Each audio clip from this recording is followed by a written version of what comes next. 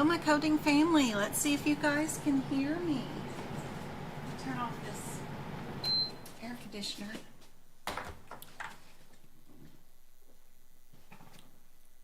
How's everybody doing? Can you guys hear me? Let me know if you can hear what I'm saying. Let me get TikTok-y going. Re-listen. Can y'all hear me? Yes? Yay! Awesome. That's great. Let me set up TikTok here. Get their little screen going.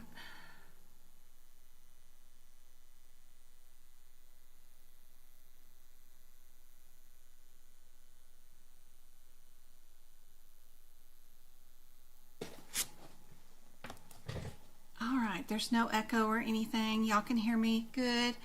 Thank you, Joy, for becoming a YouTube member of the club. I hope the extra videos help out a whole lot. Hey, Shay. Hey, Go Kart. Good to see you. Gotta pin her comment every time. Hey, Kanisha. Good to see you. Alyssa, Sabrina. First time watching. Oh, I'm so glad you're here. I'm sorry I was a little late. I was on the phone with Amazon Pharmacy. Some of my prescriptions got lost in the Microsoft issue thing that happened Saturday. Stuff was supposed to arrive on Saturday, but it got held in a warehouse till today, and when it arrived, it was super hot. And it was supposed to be refrigerated. It had rush on it and perishable. It was insulated and stuff, so I was on the phone trying to get that refunded. Then I got to get on the phone with my physician, have them reissue the prescription. You know, it's a whole ordeal just doing anything. And then you got to convince your physician that you really didn't steal the medicine, that you really do need another refill. And I just had it filled on Friday, so it's such a pain. Hey, Taylor, good to see you. You too, a first timer? Oh my goodness. And here I am just talking away about my own personal issues. Sorry, guys. Hey, Tasha. Hey, Mabel. So good to see you. Hey, Patrice, my Texas buddy. How are you doing? Shay. Yes. Alyssa. Yeah. Yep. All right. What's going on in you guys' lives? When are y'all taking your exams? I had Dubs. I had Jay. Going to be doing it in August. Brittany was going to be doing in August also. Julie next week. Did she do okay? How did she do? What's going on? Kate was doing hers July 18th. How did she do? I wonder where she's at. Angie is doing hers July 29th. Yasmin, where's my Yasmin girl at? Oh my gosh, I wish you guys could see. I'm going to show you guys in just a second. I got these doves staring at me right now. Like, woman, can we have some more food, please? And they're white, well, they're white, but they're gray kind of color. Where's my camera? Okay, there's my camera. Let me show you guys. You see. I mean, literally right now, this guy is staring at me at my window. It's distracting. I gotta close my curtains. The little doves, they're like, I don't know what they are, little pigeon thingies. I don't know what they are, doves, pigeons, whatever, but he's staring at me. He's that close to me, staring at me through my window. My poor hot tub, nobody will come fix it because it's leaking. It's one of the pipes are leaking. I got 2 pipes that are leaking and nobody will fix it, so it just sits out there and becomes a bird roost. Anyway, that's my life. What else? I've got Yasmin. I said Tony. Tony's the 23rd, and Lachey was supposed to be taking her exam on Friday. Did anybody pass? Did anybody have it?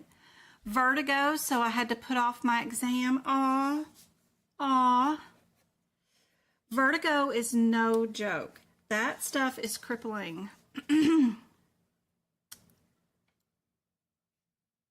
Second attempt next week, Taylor.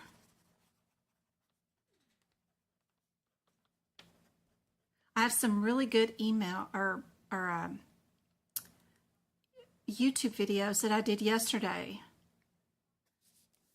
And Jenna Ree is doing hers September or October. And Rotunda, hey, how's it going? Sabrina, I'm done all good with school. I want to give myself another 90 days. Hey, Angie, you're doing yours on July 29th, right?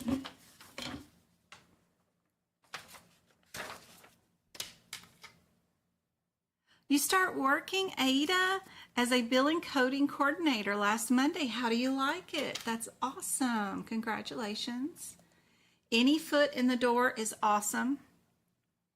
And then you can, get your 1 year in and then switch jobs, switch companies, get yourself a new position with more income.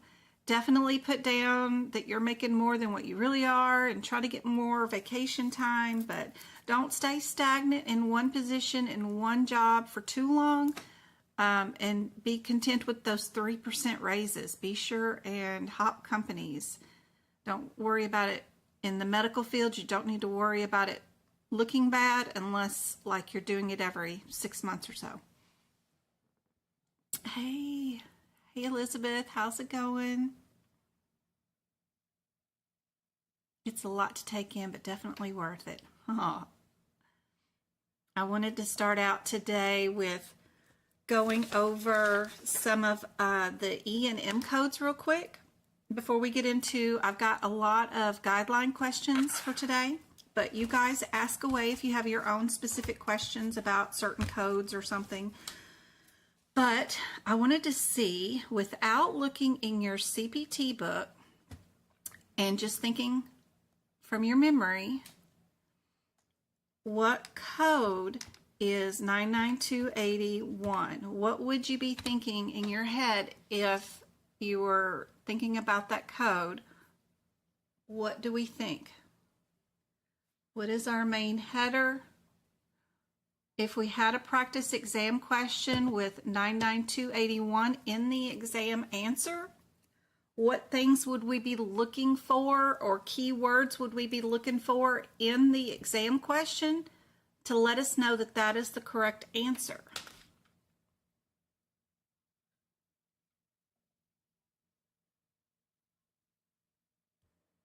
Yeah, Angie, it is an E and M, but what is its header? ER is correct, but what type of ER code? What makes it different from all the other codes? ER or hospital? ER is not a hospital. By the way, ERs are outpatient clinics, technically. According to your POS, anyway, place of service, it is just a regular office visit. But what's significant about 99281? Yes, it's emergency room department visit, but what is significant?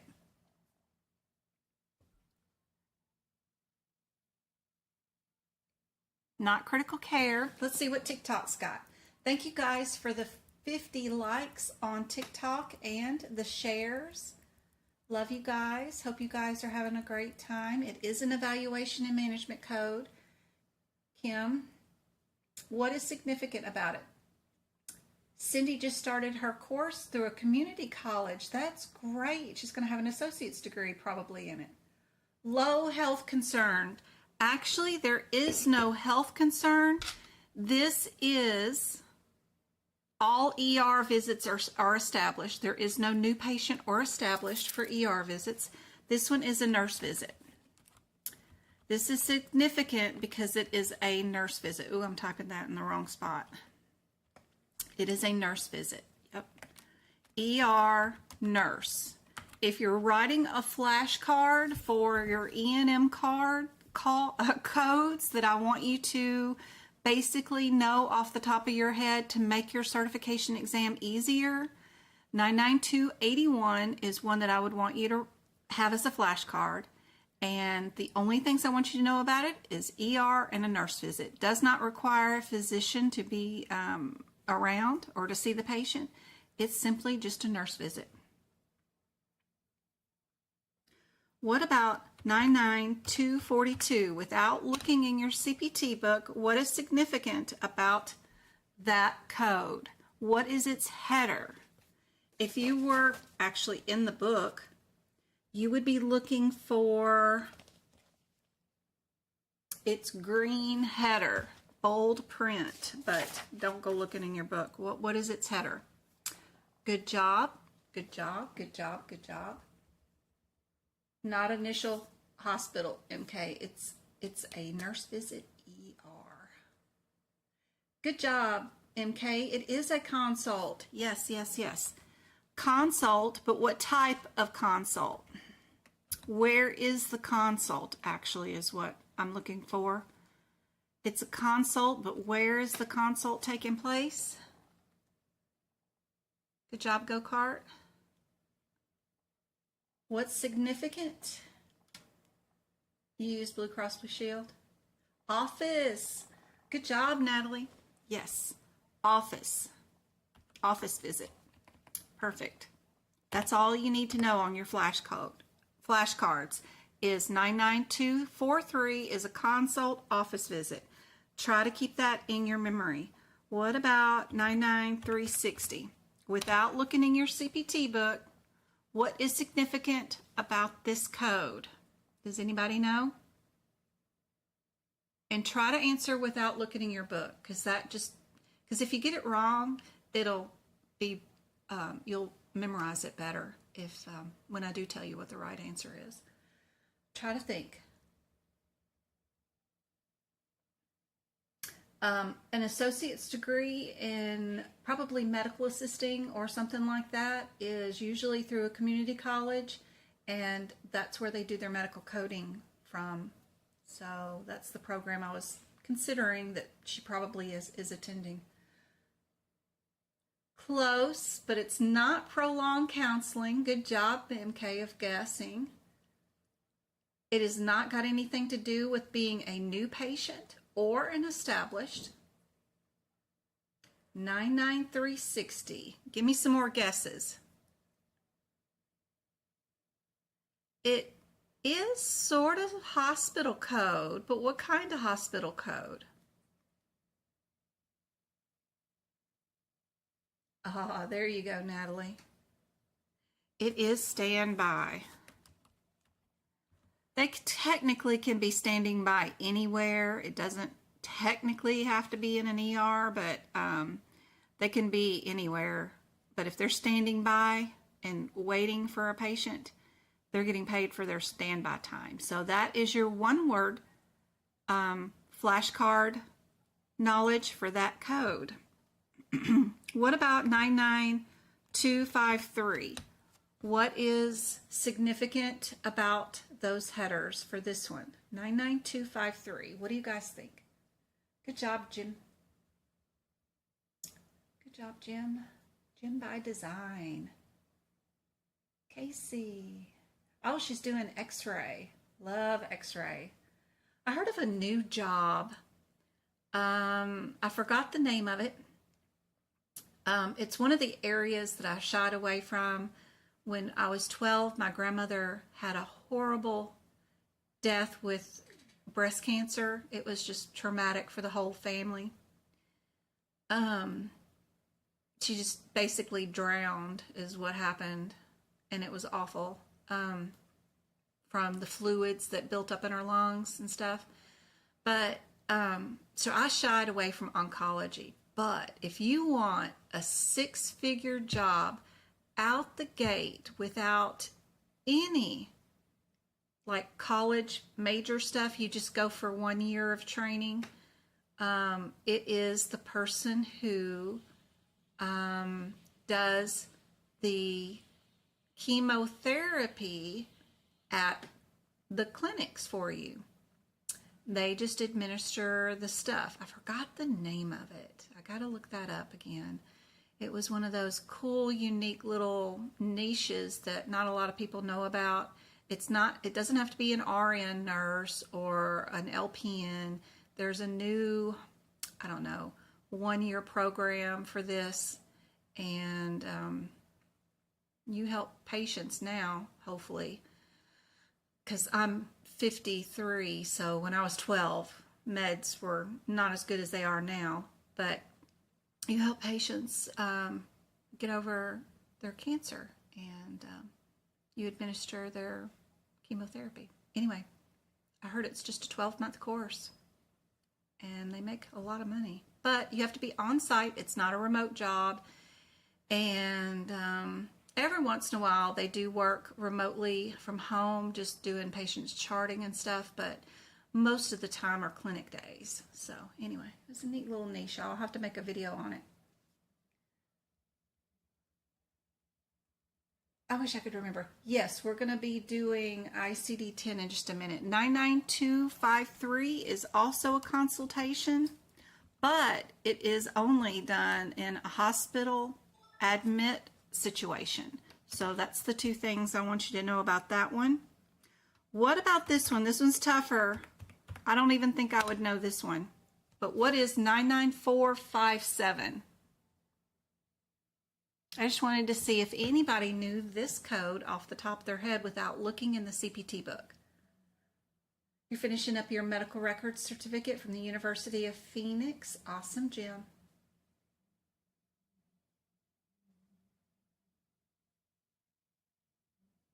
Thank you for the follows on TikTok. Thank you for the 200 taps and likes. Thank you for the shares of the live. And let's see how YouTube's doing. We've got 11 likes on YouTube and 22 people in on our YouTube. We got 46 on TikTok. Thank you much, guys. Don't forget to be sure and chat in our chat. I'll be giving away YouTube memberships. And those YouTube memberships, you get access to my bonus content on YouTube, which is I'm really ramping up. I did like 3 videos yesterday just for the YouTube members, telling them what all the significant pages were in the CPT book that you need to have flagged for your medical coding exam. They got a full printed list out yesterday for that YouTube membership. So all kinds of cool content coming for that. Anybody know what this one is? Face to face, good try.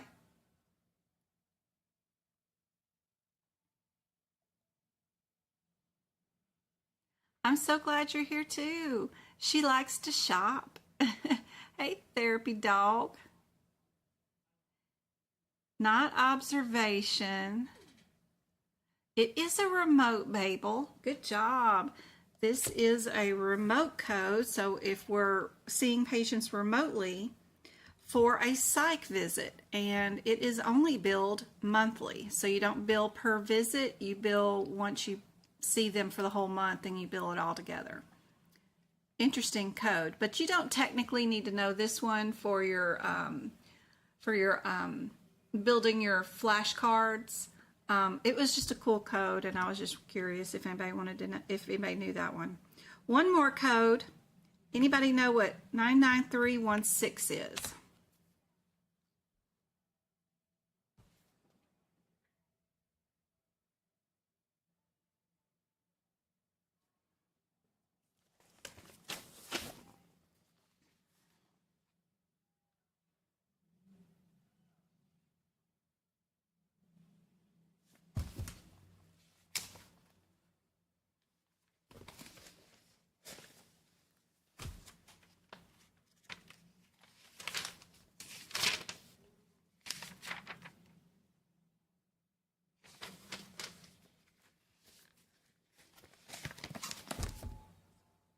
Nurse discharge. Awesome. Perfect. Good job, Shay. That's it. That's all you need to know.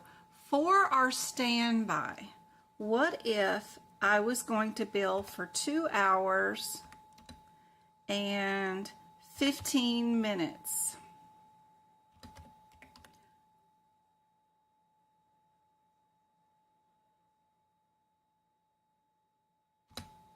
How would I bill that? what does that equal? What would we bill? Would we bill 99360 and that's it? Or would we bill it differently? Why did we have he? No idea. Let's try that again. There we go. 2 hours and 15 minutes.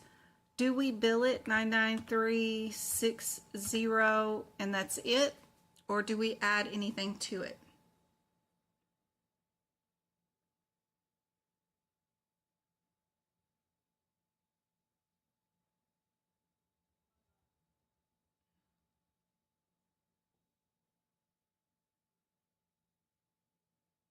Do we multiply? Solar Eclipse wanted to know. You tell me. Somebody else said something about an add-on code. Will additional. How many additional would we do?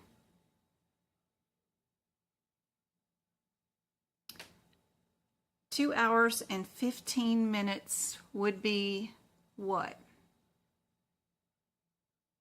What would be the answer?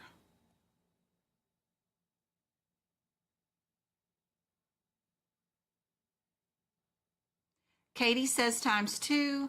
Go-Kart says times 4. I believe Go-Kart has my notes in this area.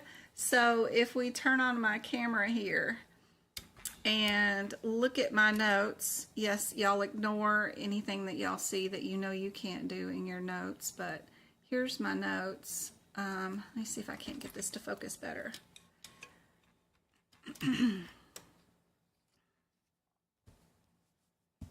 Come on. I've been writing all day. I got ink all over me. Come on. You can focus. Let's see if turning on the light makes any difference. Do I have the light switchy? No. Yeah, I got lights. I got light. There we go. Sometimes light helps. So you can tell from my notes that I'll go to the code, the 99360 here, and I wrote down if it's 45 minutes, it equals just the 99360. If it's 2 hours and 15 minutes, it's times 4. If it's 60 minutes, it's times 2. I think doing that is super helpful during the exam. Just having a list of several variations of times written out beside some of these codes is helpful. They do have it listed right here for you in this chart for a lot of codes, but they don't have it for the standby. I wish they did, and maybe one of these days they will, but until then, we'll just create our own. So hopefully that is helpful for you guys.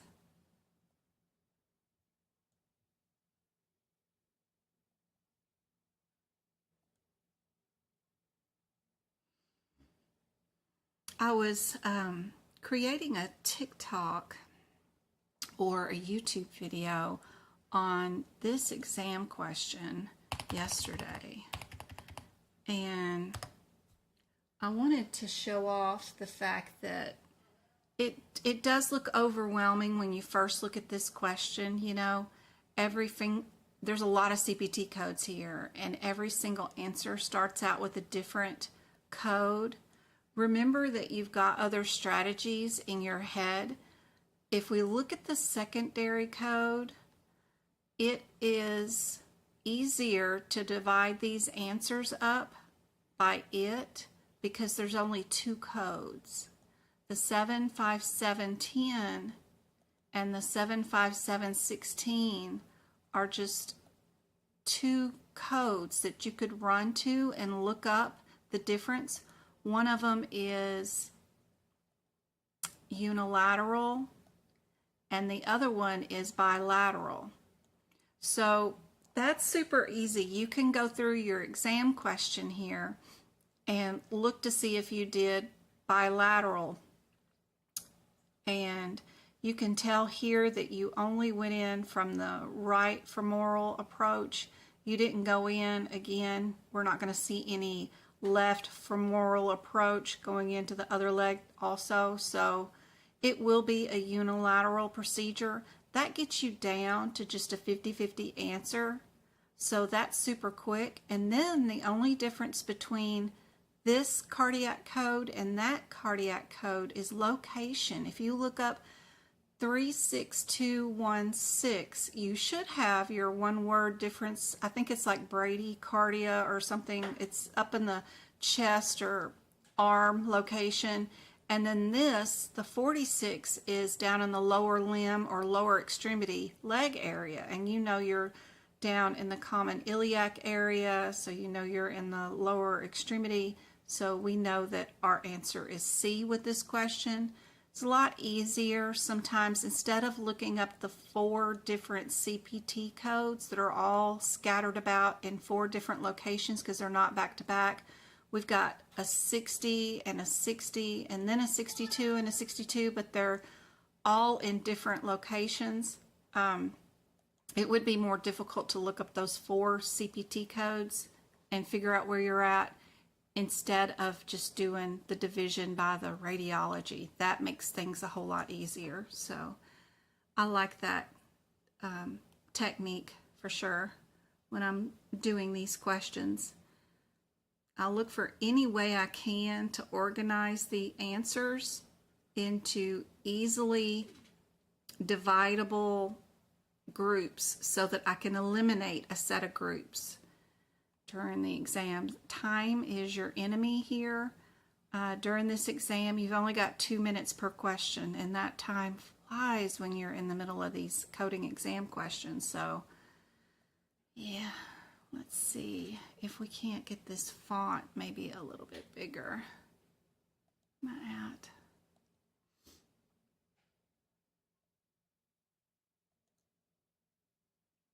All right. Hopefully that's not too big. I don't know. Let me put that down a little bit. There we go. So if you're reading the example, you're doing it wrong. Don't do that. What we're going to do is we're going to look at the answers first, right? And we've got 2 that start off with the same answer, right? B and D, A41. Then the only difference between those 2 is whether the E code goes first or the K word goes first. So that means that we have a guideline question.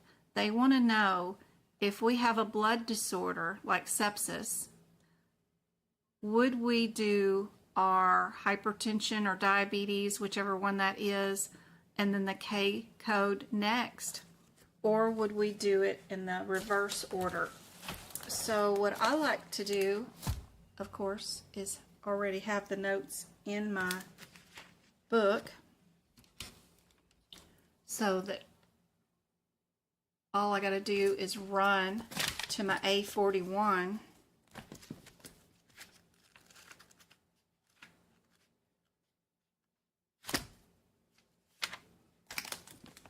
which I've got them all listed here, and see which one we would do first. Do we do the A41 and then the K, or do we do the E?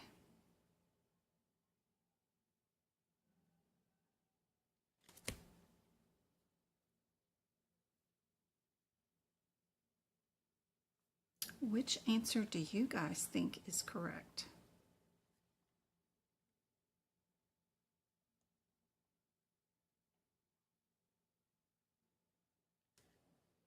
Thank you for the 1,500 taps, guys. That is awesome. Thank you for the shares on TikTok. Let's see how YouTube's doing. Be sure and put in chat what you think the answer is. We've got 14 likes and 28 people on. Awesome. Are you guys seeing the screen correctly on YouTube? I hope so. Oh, I had somehow. Neko Lakes has become a member.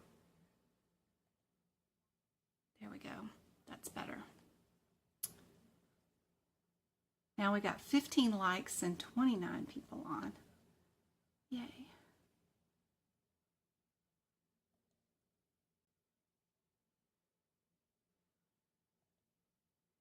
Miko, thank you for becoming a YouTube member. I hope that membership helps you out a whole bunch. You're going to have access to the video yesterday that I did that lets you know exactly which CPT codes to flag for your exam, plus all the book prep videos and all the old workshops too. So be sure and look at the playlist that you now have access to. A whole lot of cool stuff there. Everybody saying B.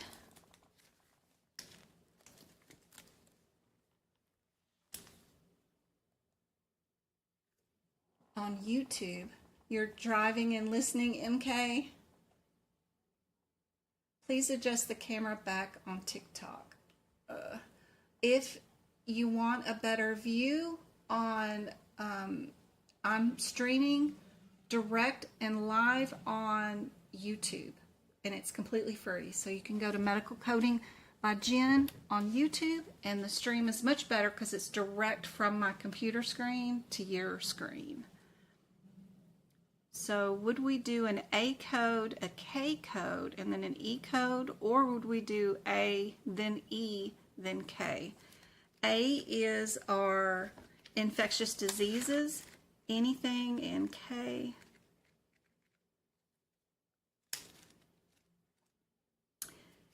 is our digestive system issues, and then E is our circulatory, right? I think. Endocrine. Thinking about hypertension, not. All right. You guys are correct. B is the answer. Good job. This guideline will more than likely be on your exam for sure. They love talking about sepsis on the exam. And I wrote these questions, so these are unique for tonight, by the way. They're not from anybody, but I used AAPC's study guide to create them. So let's do our next one. I think I gotta adjust our font size on it though. So let me get this back to the correct font size. Get this back up to 20. Here we go. So we've got J codes, which are respiratory, and then Z codes at the end. Would we have a J45 and a 9 code, which might be unspecified, or would we do a J44-1 or a J44-0? And then we would have our J45-9 at the end. Be sure you've gone to, when you figure out what your answer is, that you go and add an example for all these questions near the codes that they affect. If you go to that A41 or 42 that we did earlier, you'll find my examples there. But also if I go to the R65, which was the third answer for this scenario, I'll have this scenario also at the R codes, and I'll also have it at the T codes. So writing them multiple times in the book so that you can find it no matter which diagnosis code you land on is super helpful. So J44, run over there. We've got our emphysema and bronchitis area.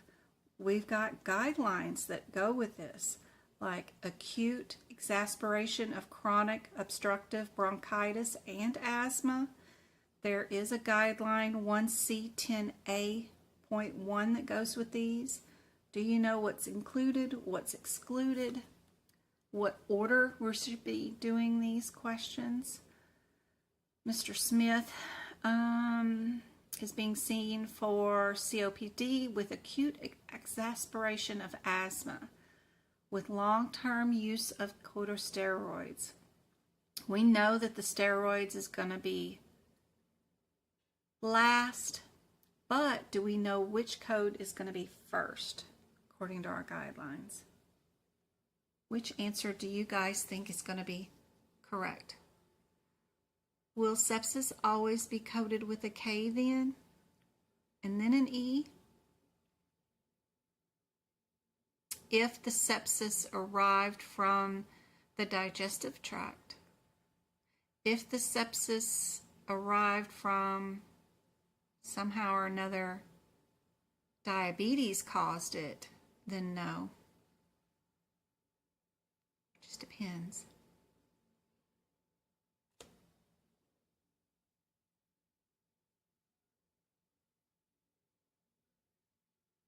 I believe this type of asthma is not documented, then you would only code the COPD per the guidelines, is Cindy's answer.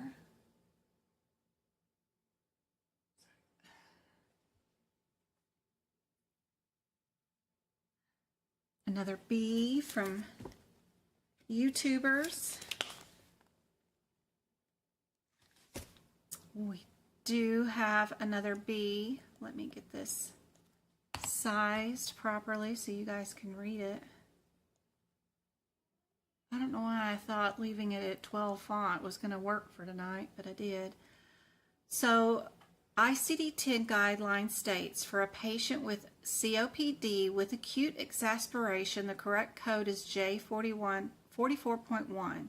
For acute exasperation of asthma, J45.901 should be used. The code for long-term use of corticosteroids, the Z79.52. So therefore the correct one is of course B.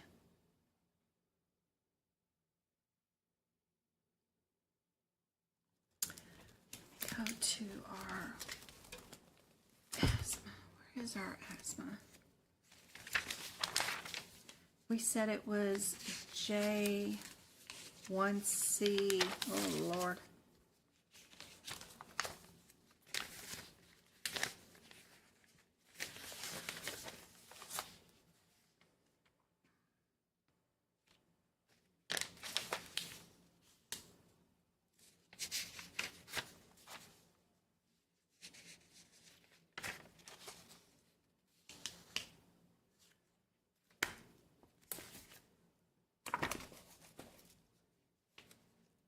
I'm getting there with my thoughts. Okay, 1C10A1. 1C10A1.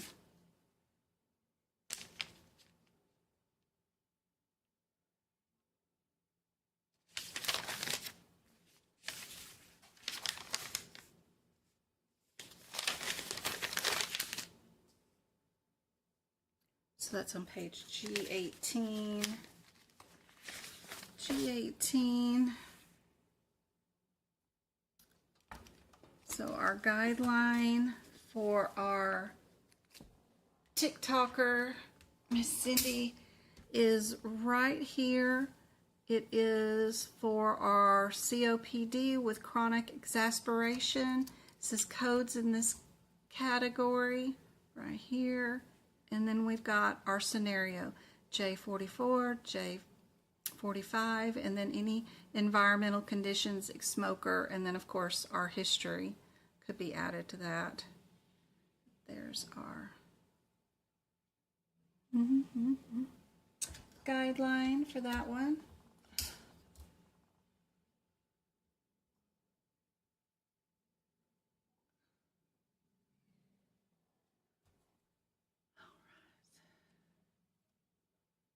Let me get this one font done correctly.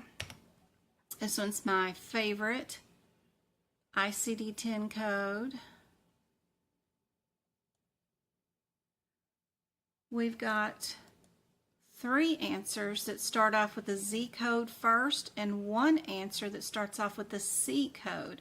We know that C codes are for cancer and Z codes are usually for history of or status codes. If Miss Susan Lee was here and admitted, if for follow-up after her recent surgery for her breast cancer. The cancer was completely excised and she is currently undergoing chemotherapy. What is the correct coding for this encounter? Look for irregularities.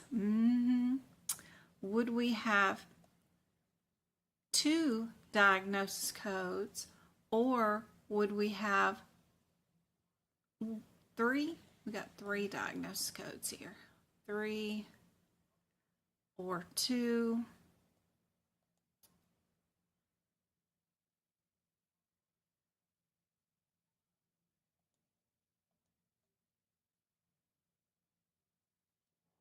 Taylor says D.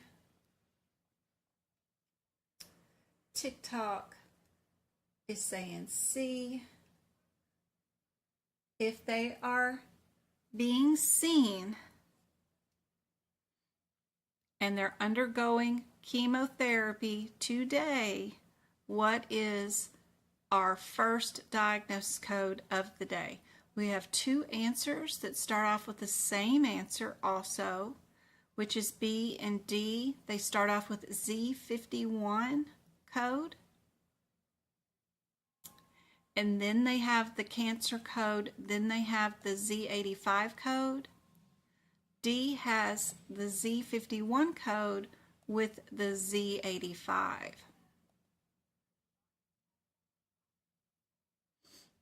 She was admitted for routine follow-up after her recent breast surgery for cancer. Her cancer was completely removed and she is currently undergoing chemotherapy. Never heard anybody being admitted for chemotherapy. They don't like to admit anybody for anything, but it's interesting. Little scenario here. I got B's and D's. In what case do cancer codes do not come first? I remember you mentioning it now. Yep. This is a perfect example. It doesn't state she's there for chemotherapy. The cancer is completely excised and she is currently undergoing chemotherapy.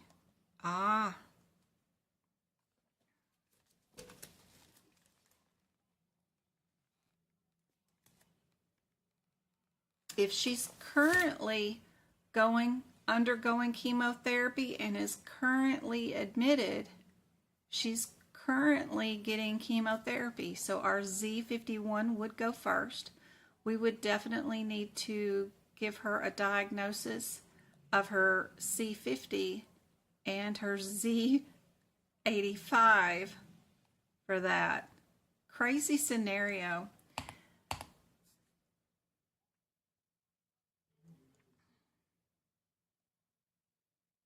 Change my font on this one. Answer so you guys can see it.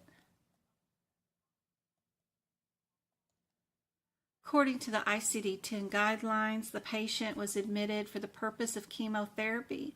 The first listed code should be Z51.1, the encounter for anti-neoplastic chemotherapy. The code for malignancy unspecified of the left breast should be used, followed by the neoplasm personal history. Just because this is during her admit for also the removal and the post chemotherapy. It's probably just a step down unit. It's what they're trying to do with this one.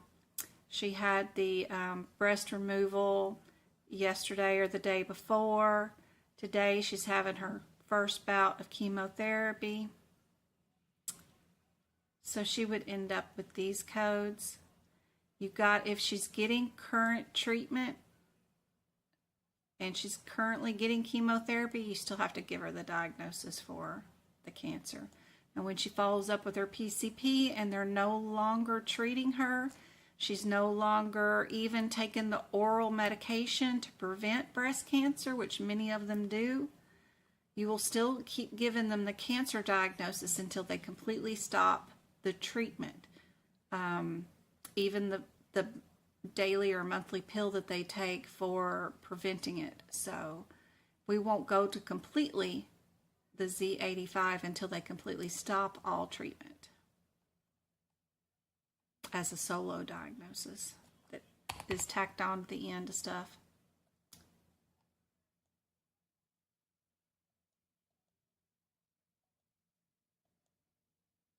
All right. How about heart attacks? This one's always on the exam too. We have 3 answers that have the I-21 listed first. And we have 1 answer that has I-10 listed first. We have two answers that have I-10 listed second. And 1 answer that has I-11 listed second. And 1 answer that has a bonus one. 3 diagnosis codes with I-50 listed. Our scenario is a patient in the ER with severe chest pain is diagnosed with acute myocardial infarction of the anterior wall, and the patient has a history of hypertension. What is the correct coding for this encounter? What do you guys think? Y'all work on this one while I give away some YouTube memberships. Be sure to type in chat where you're located from, when you're taking your exam, what you possibly think the answer might be. Whatever it is, just keep chat rolling.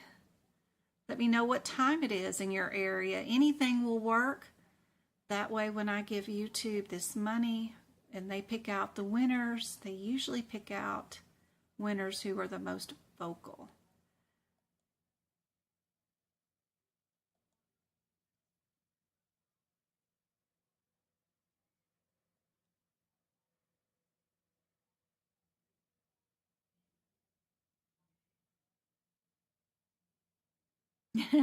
(6:21 p.m.) It's 6:22 here, Tennessee.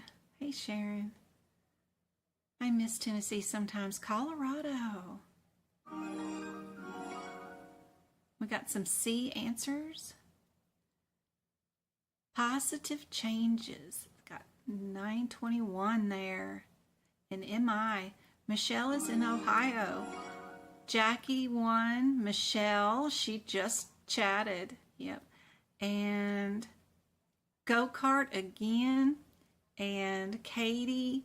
And mirrored silence. All won YouTube memberships. I hope those memberships help you guys out a whole bunch. That added material is great. Let's see what the answer is. What does anybody on TikTok think? I think A, but I'm curious why we need to add hypertension. Must be a guideline. Well, hypertension, prolonged hypertension that goes untreated, contributes to heart attacks. So physician must have wanted to make sure, you know, if the patient came in with chest pain with hypertension, their blood pressure was high, and they have documented, yeah. A is correct. Good job. Let me raise the font size on this. According to the guidelines, the principal diagnosis should be acute MI of the anterior wall, which is the I-21.09, and then hypertension should be included.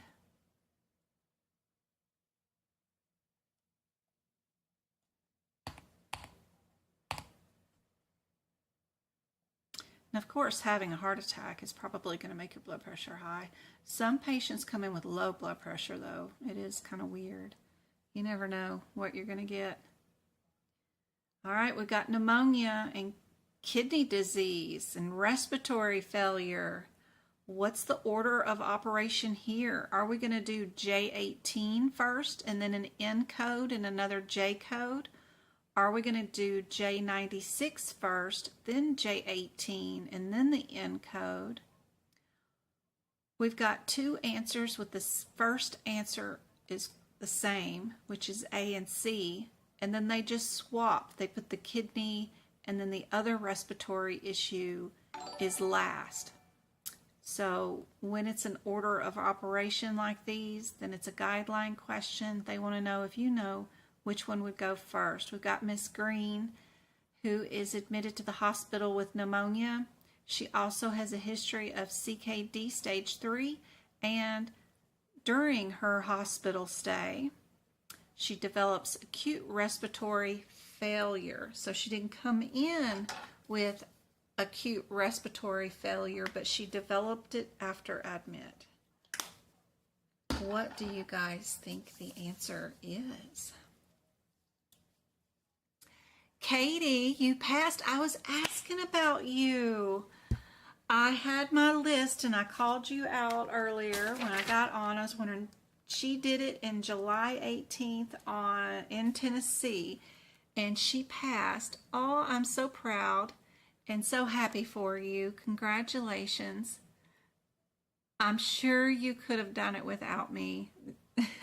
And I hope I did not waste any of your time, and it did make a big difference by listening to me. That's fantastic. Congratulations. I know that's such a big weight off your shoulders. I bet you've been just smiling.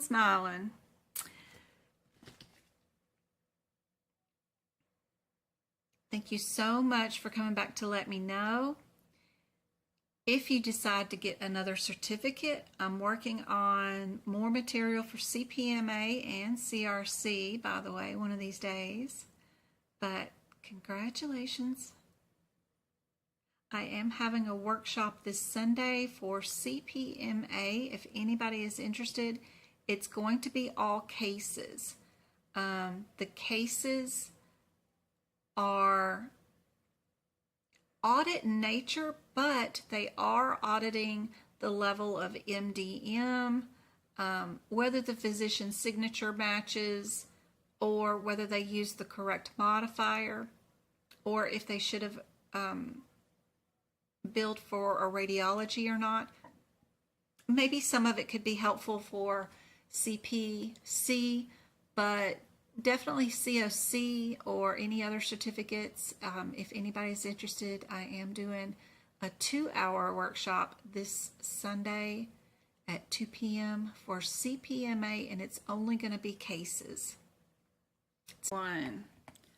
Let's see. Let me get the font bigger. So let's go look back up at C. C was where the 2 J codes go first and then the kidney code last. Remember, she came in for pneumonia. She developed respiratory failure, but oh, by the way, she has a history of CKD. So you want to put the CKD last because it really didn't have much to do with what she was admitted for and what she developed in the hospital. So definitely put anything that's kidney related in the back. You had 2 answers that started with the same answer, which was A and C. I would have looked for those 2, and then I would have picked the answer that had the kidney disease in the back, the last one. So I would have known without doing anything that C was the answer for this one. Let me read the rationale. According to the guidelines, the principal diagnosis should be pneumonia. Acute respiratory failure should be the next one because it developed during the hospital stay, and then we're going to follow up with the kidney disease codes. I hope that is super helpful. Let me see what's going on with my YouTube chat for some reason. Why are you being weird?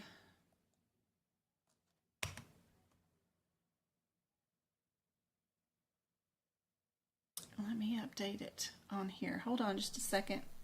Go standby screen. Update that. Did that help? Refresh. There we go. And go there. There we go. There we go. So the correct answer is C. Let me bring up the next one, and then I'll check chat for what I've missed.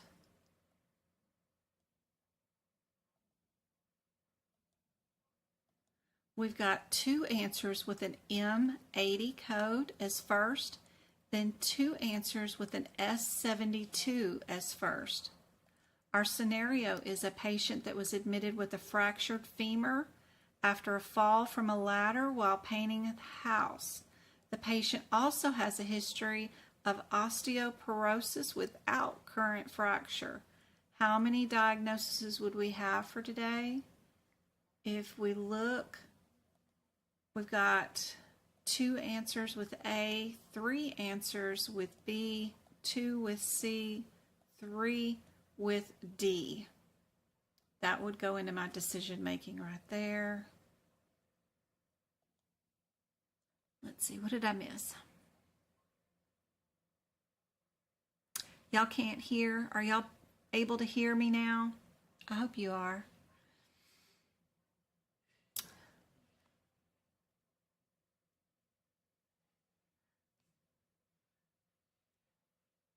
I was talking about the YouTube workshop. The workshop will be on YouTube for the YouTube members in 90 days. The replay will only be available for those who pre-purchase the workshop for Sunday.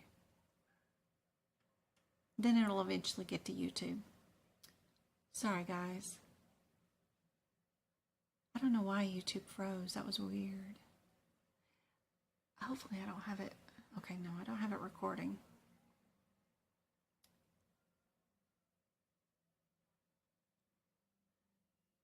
Okay, good.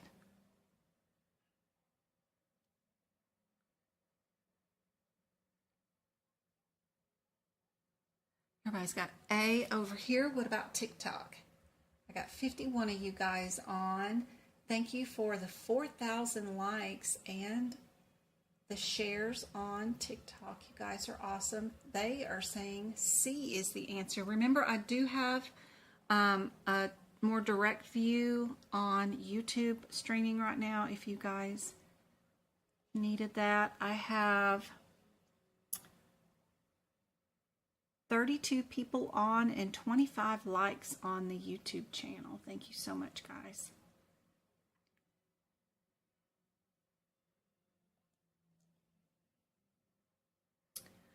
For this one, I only see two things in this case. Am I wrong? Admitted and history.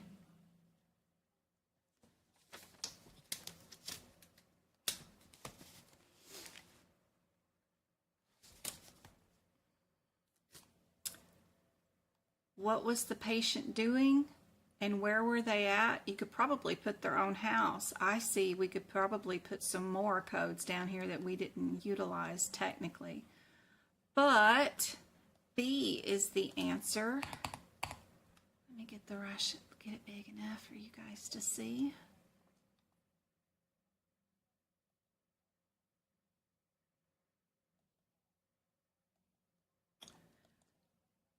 Principal diagnosis is, of course, the fracture, which is the S72. We've got the external cause, fall from a ladder, that should be added to it. We could technically put the home as the location, so we could technically have another external cause. But out of the available answers that are there, we of course want to put down the history of osteoporosis because it's a contributing factor for this one. So we do have 3 for this one. We could technically have 4. Because remember, your external causes, where am I at? Do I have that here? In this one, contribute to being like several different things. I have this listed on the chapter header for Chapter 19 and 20, when you go back here in the external causes, this is listed there too, but up here in the beginning in the index, I have them all listed here too, where we have how it was caused, the fall, right? The intent, was it spousal abuse? Did somebody push him, you know, whatever? The place should have been there at home, technically should have been there. The activity, painting, right? And then status, what if he was volunteering at a homeless shelter painting or something like that? That volunteer work should have been there too. But if that happens. But I list this here, and I also list it on the chapter 19, and I list it on chapter 20 too. And then I color code the codes so that if I know what intent is, it's an accident, you know, those are there. If it was intentional, like military or, you know, something like that, and what activity they were doing is color coded as pink, so that I know that mopping the floor when they did it, or some sort of shoveling activity would have been there. Of course, here's some more intent for arson,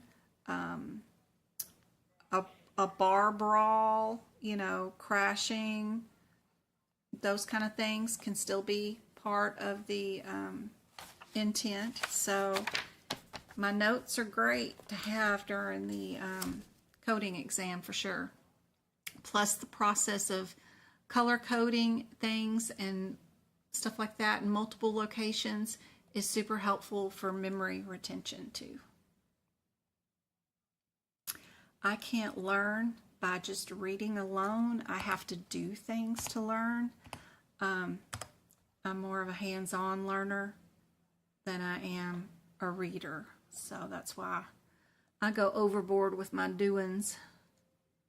All right, OB and delivery. Definitely going to be on the exam for sure. And whether a code goes first, second, or whether you're doing your Z codes first or second with OB and delivery will definitely be on the exam. So this question, another guideline one, we have 3 answers with O86 is the first code, and then a Z code is your second code. We have 1 answer where the Z48 is first. What we've got is a female seen in the clinic for a recent emergency C-section delivery, and she developed an infection of the surgical wound site. What would be our coding scenario? This should be up in sepsis, maybe. Depends on how severe. If it's just a C-section scar infection, there may be a particular code for that.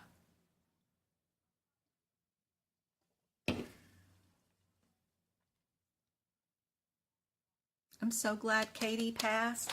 That is great. I gotta update my list. She passed. My Tennessee girl. Yay. She passed. Angie's next. She is going to pass this week on the 29th. Tony is doing the 23rd tomorrow, unless she rescheduled. Did she reschedule? Lachey did for Vertigo, right? Somebody from Missouri is doing theirs on the 29th too.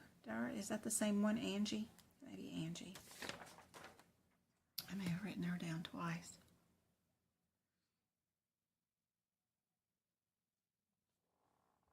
Let's see. How's TikTok doing? Thank you so much for sharing the live, Marie. Thank you so much. Almost have 5,000 taps. Thank you for the friendship bracelets. You guys are awesome. I have 15 YouTube subscribers. Thank you for the support. We're going to have another live on Wednesday and another one on Friday. I hope to see you guys there. They're free lessons. Bring your questions. Bring your codes you don't understand. You can ask me on the fly. I'll do my best to help answer things. What do you guys think is the answer?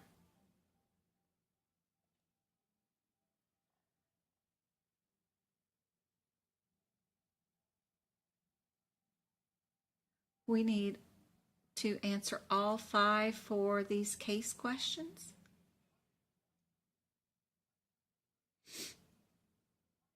August. Sharon is doing August.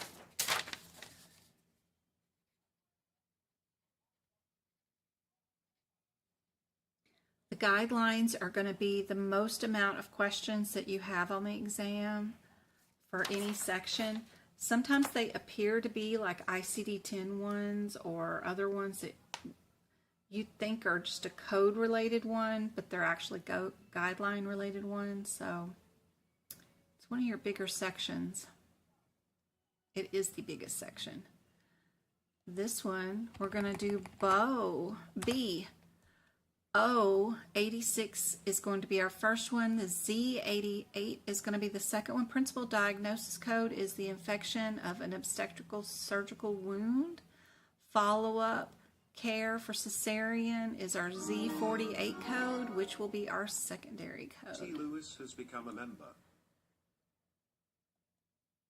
Thank you for becoming a member of the YouTube channel. You're awesome. I hope those bonus videos help out a whole bunch. Let me see. Let's see if I can't.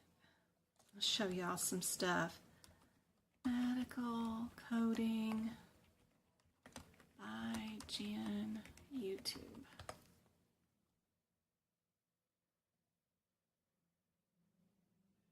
So just so you know, for all the people that are some of the new ones here, let me see if I can't get this to work. There we go. And we're going to do this. If you're on my YouTube channel, it's going to look like this when you look at it. And it will have, you know, when's your next live coming up. It's right there in the middle of the page. So you'll know when my next live is scheduled. All the old repeat lives are right here for you. If you want to join the YouTube membership, it's right there. You click join. And you can pick any one of the levels of the visit of the YouTube. There's 3 levels. They make me pick 3 levels, but they're all the same thing. So don't worry, you won't be getting one thing and not missing out on something else. But it's just up to you which level you want.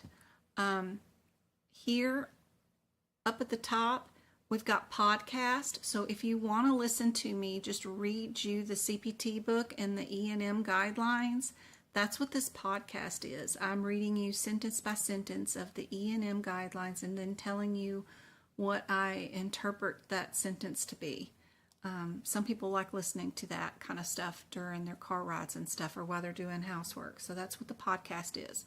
Then you can go to the community tab, which is super cool because there is a ton of practice exam questions. You can just click on the answer and it'll give you the rationale of what the answer is when you pick one. So super cool. There's a bazillion of practice exam questions under the community tab. You can go to the playlist too. And the cool ones is this playlist down here at the bottom for the CPT book prep videos. If you have purchased any of my notes, these are the videos that go with them. It's watching me go code by code, fill in and create my notes, not for every single code, but you know, the first 10 pages of every section, so that you understand why I'm putting stuff where I'm putting it, and it goes along with my notes so you understand what I'm doing. Plus, it's super helpful. Just in case you didn't purchase any of my notes, you'll get at least, you know, the first few pages of every section done, and then you can figure it out and do it yourself too. Super helpful. The other playlist that is super helpful is the duck class one right down here. This is full of super hard practice exam questions that are for advanced people. Every one of these duck classes, I had smaller classes and I did very tricky, complicated questions and then showed you why you would get this wrong during the exam under normal circumstances. So these are really good practice exam questions to review. The other one is the full workshops right here. These have 75 practice exam questions, some of them just in specific genres, like this one's just all cardiology. This is just the medicine section. This is just respiratory. There's even a guideline one. There's 2 of those where every single question, all 75 are all guideline related. So these are wonderful. Just pause the screen as soon as the question comes up. See if you can answer it in less than 2 minutes, and then set the video free and see if you got it right. Make notes in your books about correct answers and fastest, efficient way to study. Those are the best highlights of the YouTube channel and how to use it for sure. So super helpful. There's a ton of practice exam questions here too, guys. So check those out, and you just click on the answer and it'll give you the rationale. Super cool. But to join the YouTube channel, you just come here and just click that join button. Don't forget, even if you're subscribed, which is totally free, you can drop down the menu and you can get alerted to the bell to let you know when I am live, in case I'm doing some free lives. I'll be doing more lives when the new book comes out in September, October. We'll be doing book prep videos again, and I do those, randomly in the middle of the night, and then they're saved only for members to review. But if you happen to catch me and you get to watch it live, then it's free for everybody, and those will be coming up in like less than 60 days. We'll be redoing all of the CPT book sections all over again, so that's pretty cool. You definitely want to get notified when I go live. So let's do some more practice exam questions for guidelines. Let me get the size back up to what you guys need. Oops, don't need headers.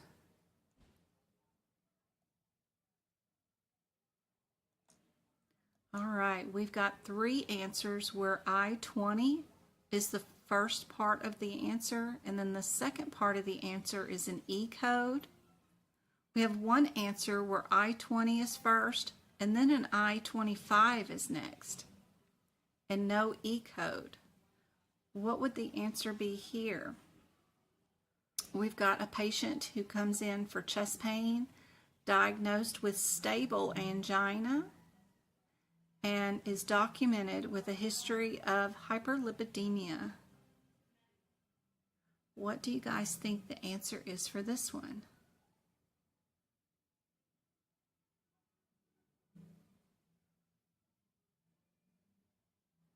Aw, Katie Grace says, I know I'm scared to fail again, but I feel like this is already way better than an AAPC course I did. Oh, that's awesome, Taylor. Thank you so much for saying so. I hope, I really like to feel useful, and I don't want to waste you guys' time. I know everybody is busy with family, work, and whatever's going on. Just life is a nightmare. And for you guys to spend a couple of hours with me, trusting me to show you something of value in your time is crazy, insane. I can't believe people listen to me and my craziness, but I hope it is helpful. Thank you, Samantha, for saying the workshops are amazing. I rescheduled mine 3 times. Oh, Mary Ellen. Do you have 2 attempts? I scheduled my very first attempt right away. I was like, I need to know what to study, and the only way to know what to study is to just do this exam and see what the heck's on it. So I scheduled it right away, and then that gave me the information that I needed to know, where do I need to study. Everybody's saying A on YouTube. What are you guys saying on TikTok? October, I'm purchasing my books to start studying. Great, Shay. I've got a lot of great pinned TikToks up here that says, where do I start? Those are still valid, so those are great. The new books will be coming out in 60 days, so just get an AMA CPT book for 2025. I cannot believe it is almost 2025. And when that comes in, go to my website, medicalcodingbyjen.com, go to the resources tab, go to the CPT book prep. It is completely free for everybody. There's 8 pictures there. Click on each picture and do what I say that is there. I swear those 8 things are the bare bone basics that everybody should do prior to their exam. It will make a huge difference, and you will have what you need in your CPT book to pass. It also does a couple of pictures for ICD-10 too and CPT. So super helpful. You don't have to purchase a thing from me. It's just posted there for you, all free, with my best wishes.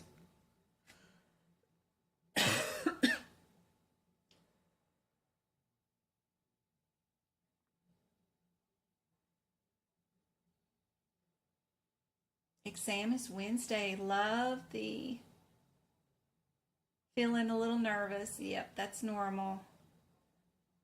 Thank you for the shares. Thank you for sending the gifts, guys. You guys are awesome. Best of luck on your exam. All right, let's see. Oh, stupid ads on YouTube. I'm sorry, guys. The answer is A. Did anybody get that right?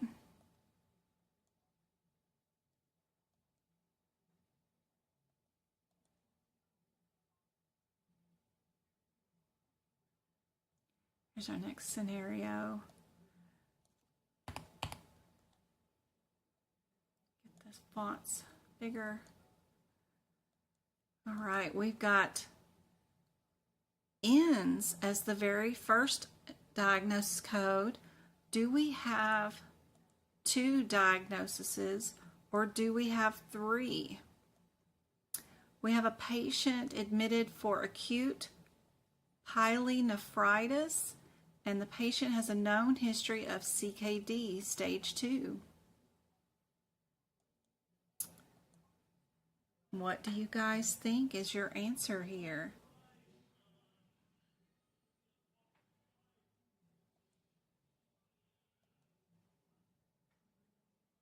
Oh, I'd be here, and I'd be here.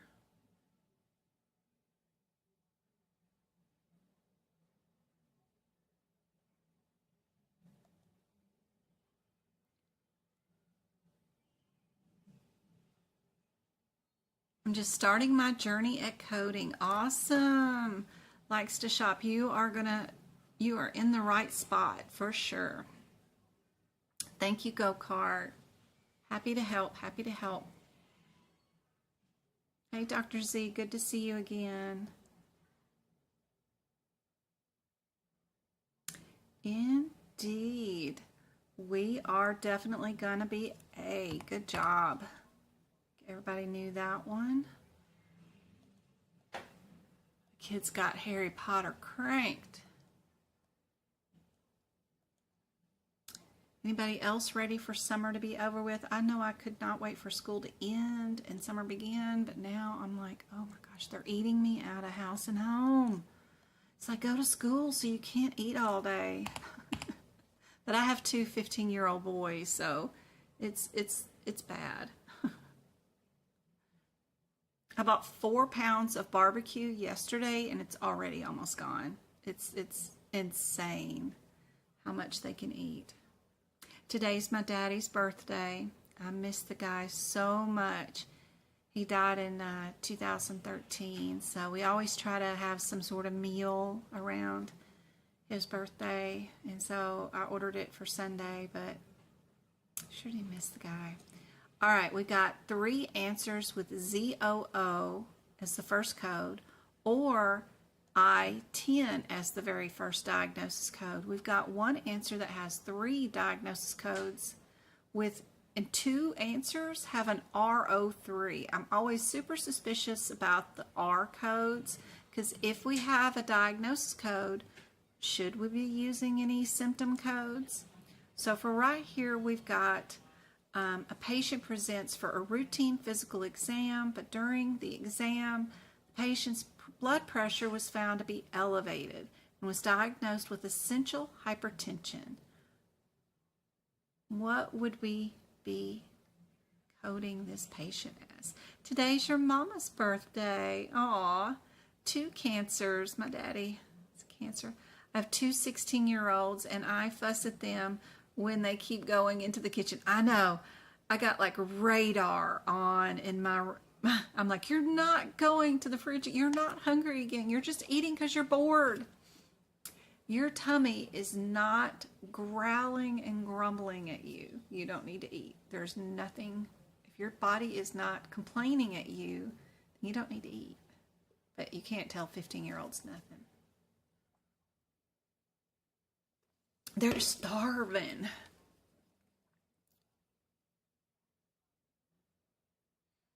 I gotta go put in the apple pie for Daddy's birthday today. What about you guys on TikTok?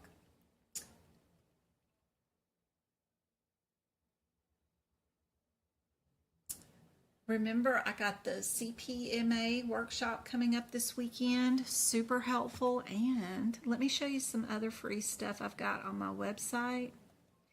Let's see.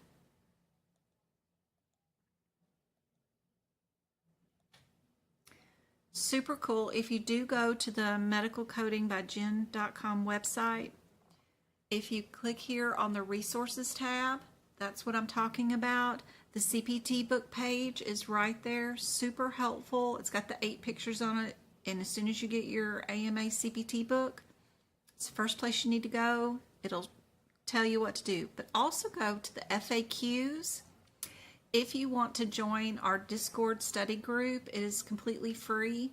Discord is a wonderful spot. And if you book some tutoring with me, you're going to need the Discord group, so that we can talk and have lives together in a one-on-one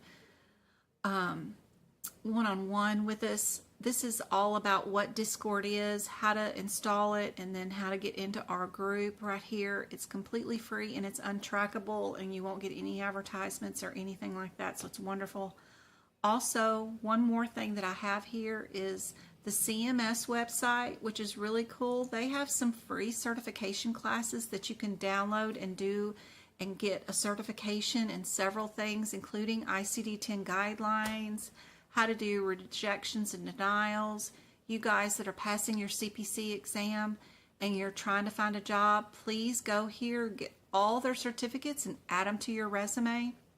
They're completely free courses. They take like 20 minutes. And it's unlimited exam taking, so you can just redo it until you pass and add them to your resume. Super helpful. There's scholarships here for aapc. Don't forget about our Pocket Prep too.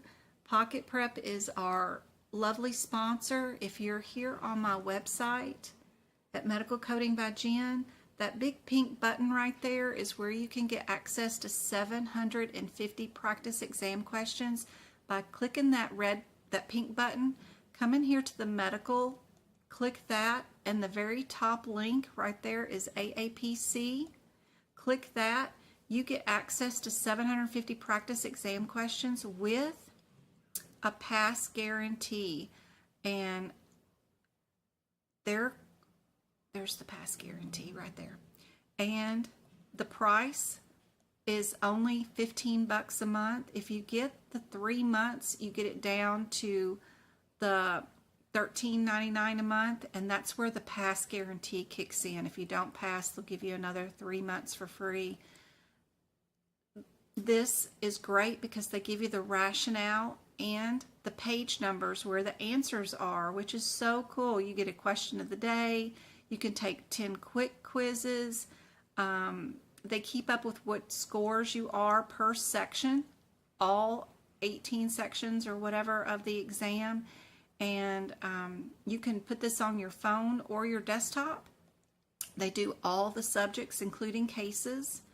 And even if you're standing at the grocery store, you can do a practice exam question. So I think Pocket Prep's great. They asked me to partner with them. but I have already been promoting them for years and years. So I've been using them since 2019. So I like Pocket Prep. The other thing that we have on our website now is Mint Mobile. Anybody interested in a $15 a month unlimited cell phone bill? It's great. It's that, what's his name?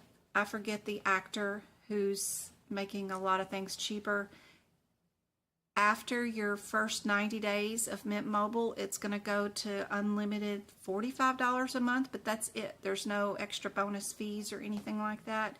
I switched from Verizon. Our bill was $281 a month for 2 lines for me and my oldest, and now we're down to $30 a month.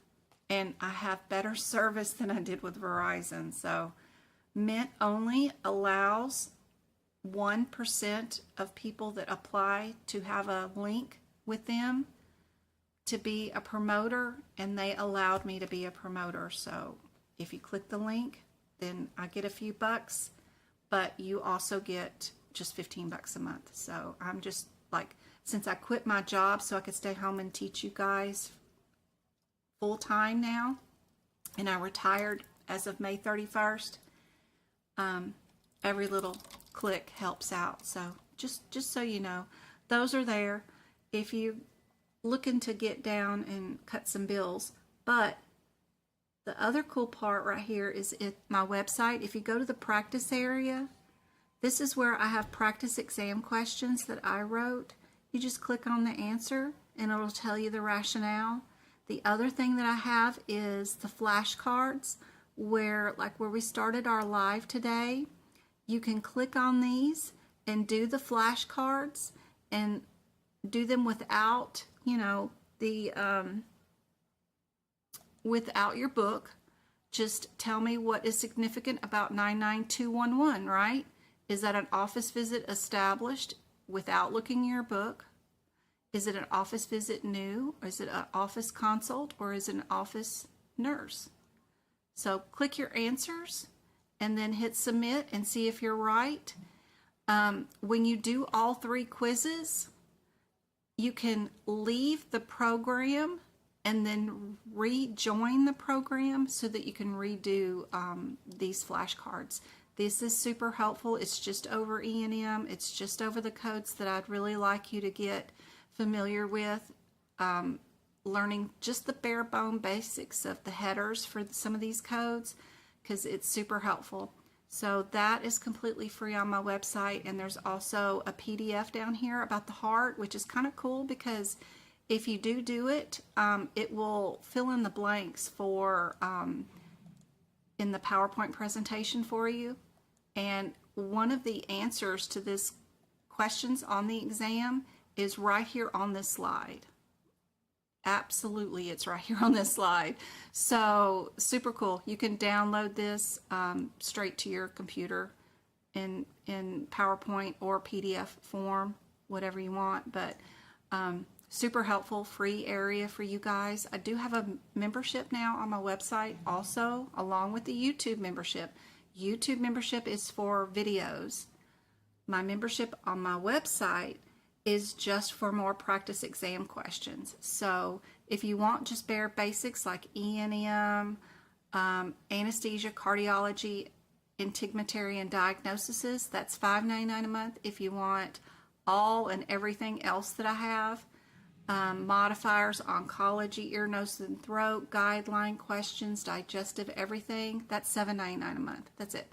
But once you get in there, you can click on all these pages, and there is just a zillion practice exam questions. Just click on the answer. It'll tell you whether you're incorrect, correct, whatever, until you get the correct answer. It'll give you the rationale. But there's also bonus PDFs that you can download over here on the side that are great information that I found over the internet that go along with all these bajillion practice exam questions. There's a million of them. This is all just E&M, is all this. Just, it goes on forever. And then you can switch it over and do integumentary or OBGYN or orthopedics, today I was working on the guideline one, so all the ones that your guys are seeing here, today I put in on the guideline ones, but that's a new added tab here for this one. But all these guideline questions should be here that we did today. Correct.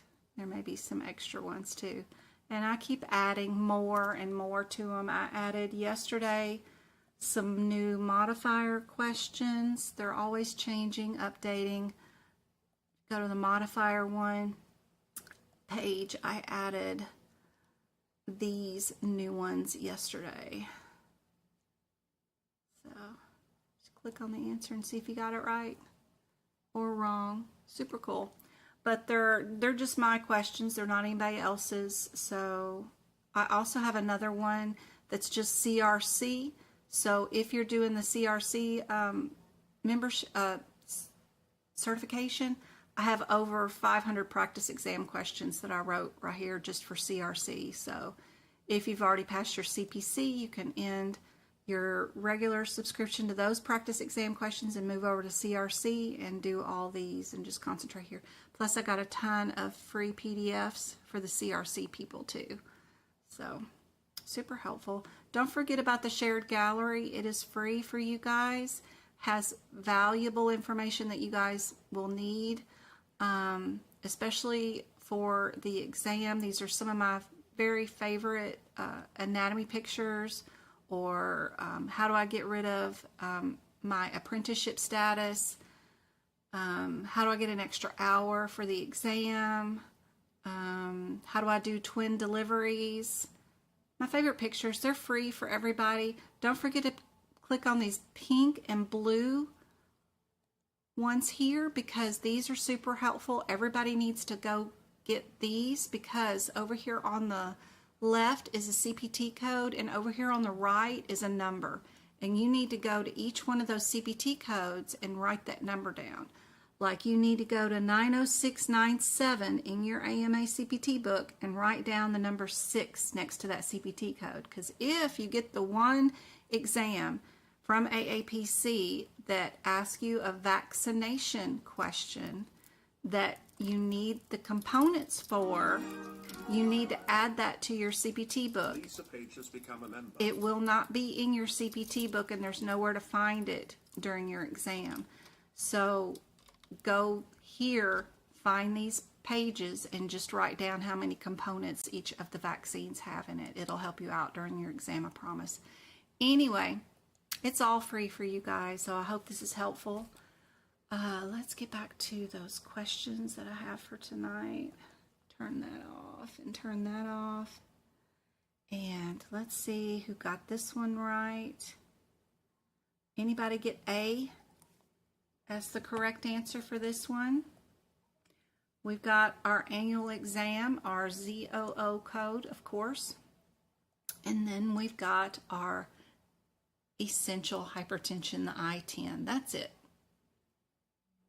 Thank you for leveling up for the podcast, Lisa. That's awesome. You didn't have to do that. Thank you very much for the support for the channel.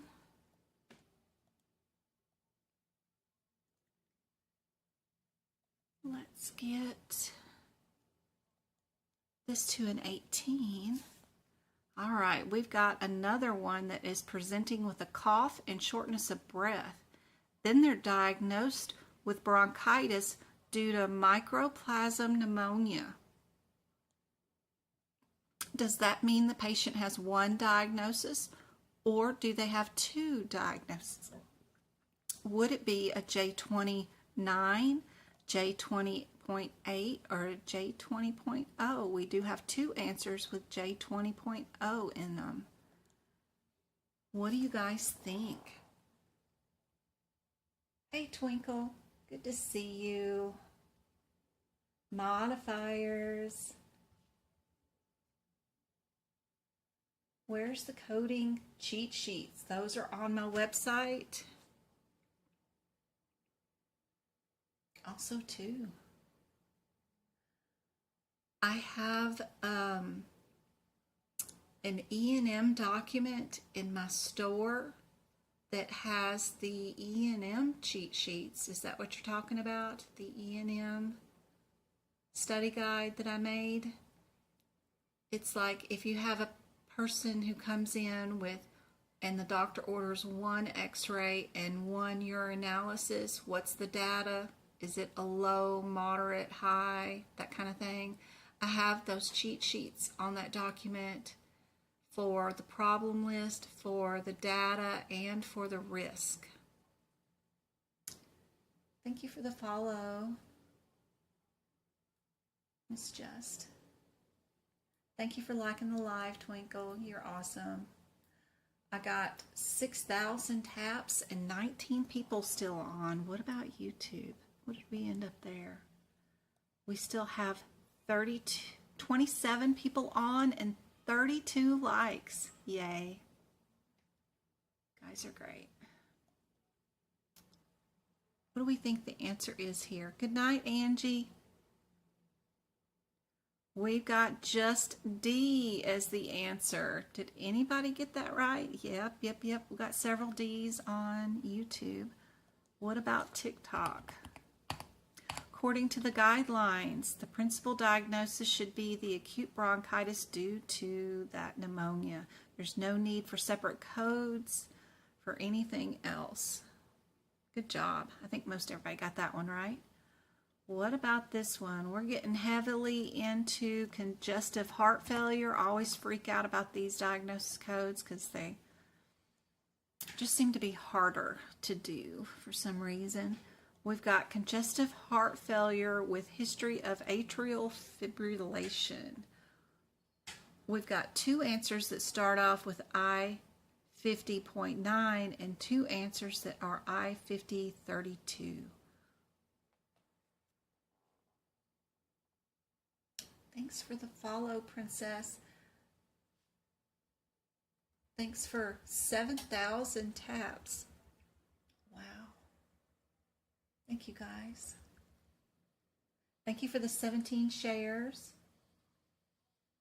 And the 2 necklaces, the friendship necklaces. Who was that? That was Tiffany and Michelle. Thank you so much, guys. You guys are awesome. What do we think is the answer?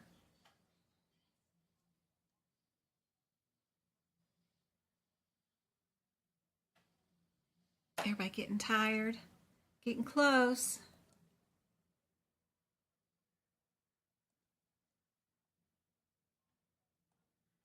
C? Did I see any C's at all?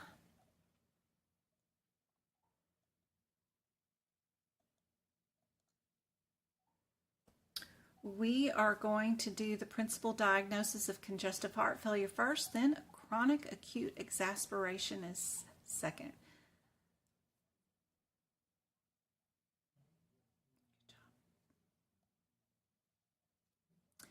Transit ischemia attacks, TIAs. Remember to not diagnose anybody with a TIA unless they're actively having it in front of you right then and there.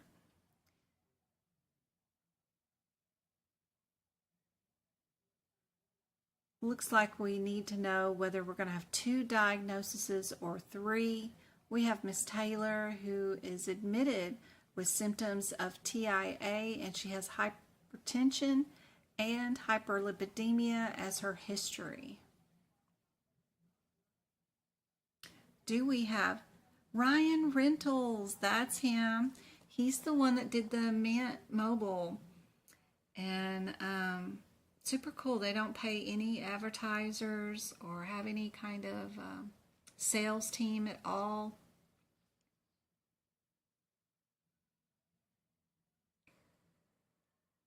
Their email to me when we joined Mint Mobile and lowered our cell phone bill, and I became a link provider, said that even if I wanted to call them and talk about the migration patterns of some sort of whale, I I could do so. They're there to help at any time for any reason. So I thought it was really funny and very cute.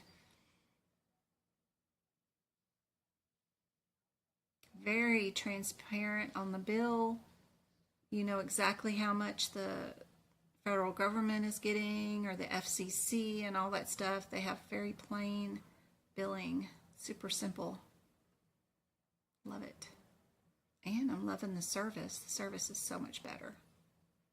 And I paid for decades for Verizon because it's supposed to be the best.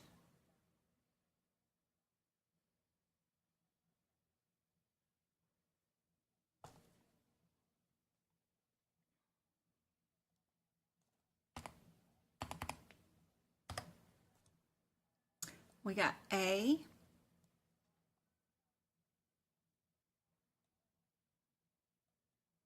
As our answer, because the principal diagnosis, of course, is TIA. We got history of hypertension and history of hyperlipidemia, which can all contribute to a TIA. Indeed. Easy peasy. Y'all are getting the hang of these now. That is it for the ones that I had prepped for today. Let me see. We can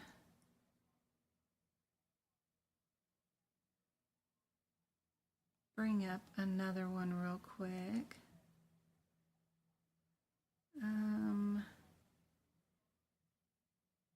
Ooh, wrong one. Where am I at? Right here. And here we go. What about this one? We've got several radiology codes. 73706 is what? Let's look. 737. I did my first one-on-one tutoring this weekend, Sunday, with Liz. She has her exam she is going to take on Tuesday. Her instructor for her course from aapc or whatever is having her students do the certification exam prior to them even finishing their course. They haven't hit their ICD-10 codes yet. They haven't done a lot of their CPT codes, including radiology and anesthesia. They haven't even studied those courses yet, but she's having her students take the exam already. I wonder what the reasoning is for that. Is that so that they have to buy more attempts for AAPC? I'm like, why? If you haven't taught them, why would you be pushing them to take the exam already? I don't know. Is it unlimited attempts? What's the deal? Anyway, so hopefully what I covered for her on the subjects that she hasn't done yet for her course, hopefully will get her enough push for Tuesday to pass, is my hope. She has great instincts. She's doing wonderful. So E&M was the only one that was a little tricky, but those guidelines are killer in E&M. So what I did, I taught her exactly what to do for those E&M. So hopefully she will do great. If you are interested in one-on-one tutoring, that's now open on my website. Just click on the tab that says tutoring.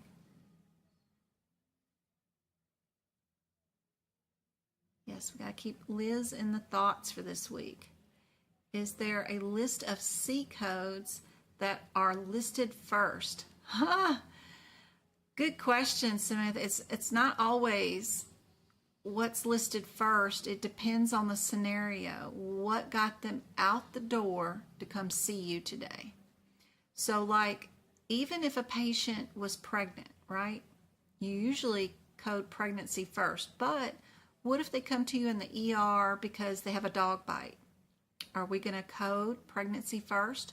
Not unless they got dog bit in the abdomen or something and it affected the baby, right? We're going to look at that ankle or hand and we're going to address the animal bite, and that's what's going to be the very first diagnosis code. So even if there's certain, HIV or whatever presiding diagnosis codes that they tell you in the guidelines you always code first, well, there's always an exception to the rule. So that's not really a thing, but there is a list of what diagnosis codes can be listed as first in your diagnosis code guidelines, that you should know where that page is in your guidelines, because it will help you during your exam. And because if you know where that list is at and you run to it, it can help you time-wise for one of the questions. And that is, in my book, I have the AAPC 2024 ICD-10 book. And if you go to page G 33, wrong one. This is a list you should be able to run to super fast, no matter where your guidelines are at in your ICD-10 book, and you should be able to find and know where this is at. It's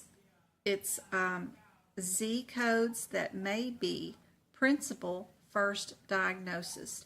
It starts with ZOO and it ends with Z99. My favorite one is the Z51 that we went over today for the chemotherapy treatment. There are a couple of exemptions that are listed here, and that is where our question comes from during the CPC online or exam for certification. There is a couple of questions that you need to be able to find this list. So if you have an ICD-10 book, be sure you know where to find at least that list.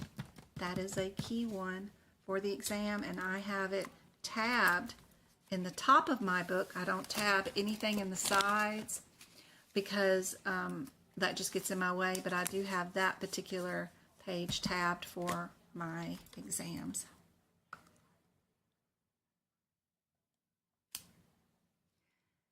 For this question, what do you guys think is the answer? My TikTokers, if anybody is saying anything other than answer D, please turn to your CPT book. We're going to go to page, if you're in the AMA CPT book for 2024, please turn to page 533. We're looking for where it says written reports right there. The sentence that's right above it says oral or rectal contrast administration alone does not qualify as with contrast. So that sentence is muy important for your CPC exam or any medical coding exam.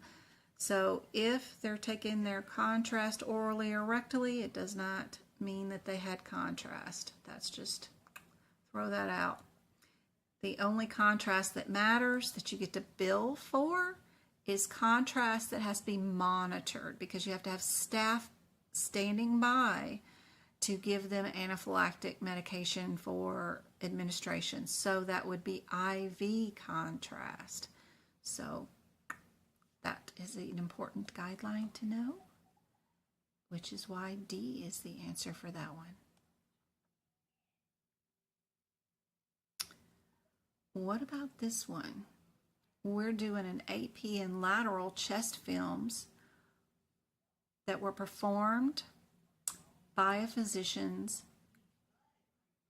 own office equipment. The patient has right pleural effusion. The physician interprets the chest films and documents the findings in the patient's chart. How would we bill this? Another guideline question.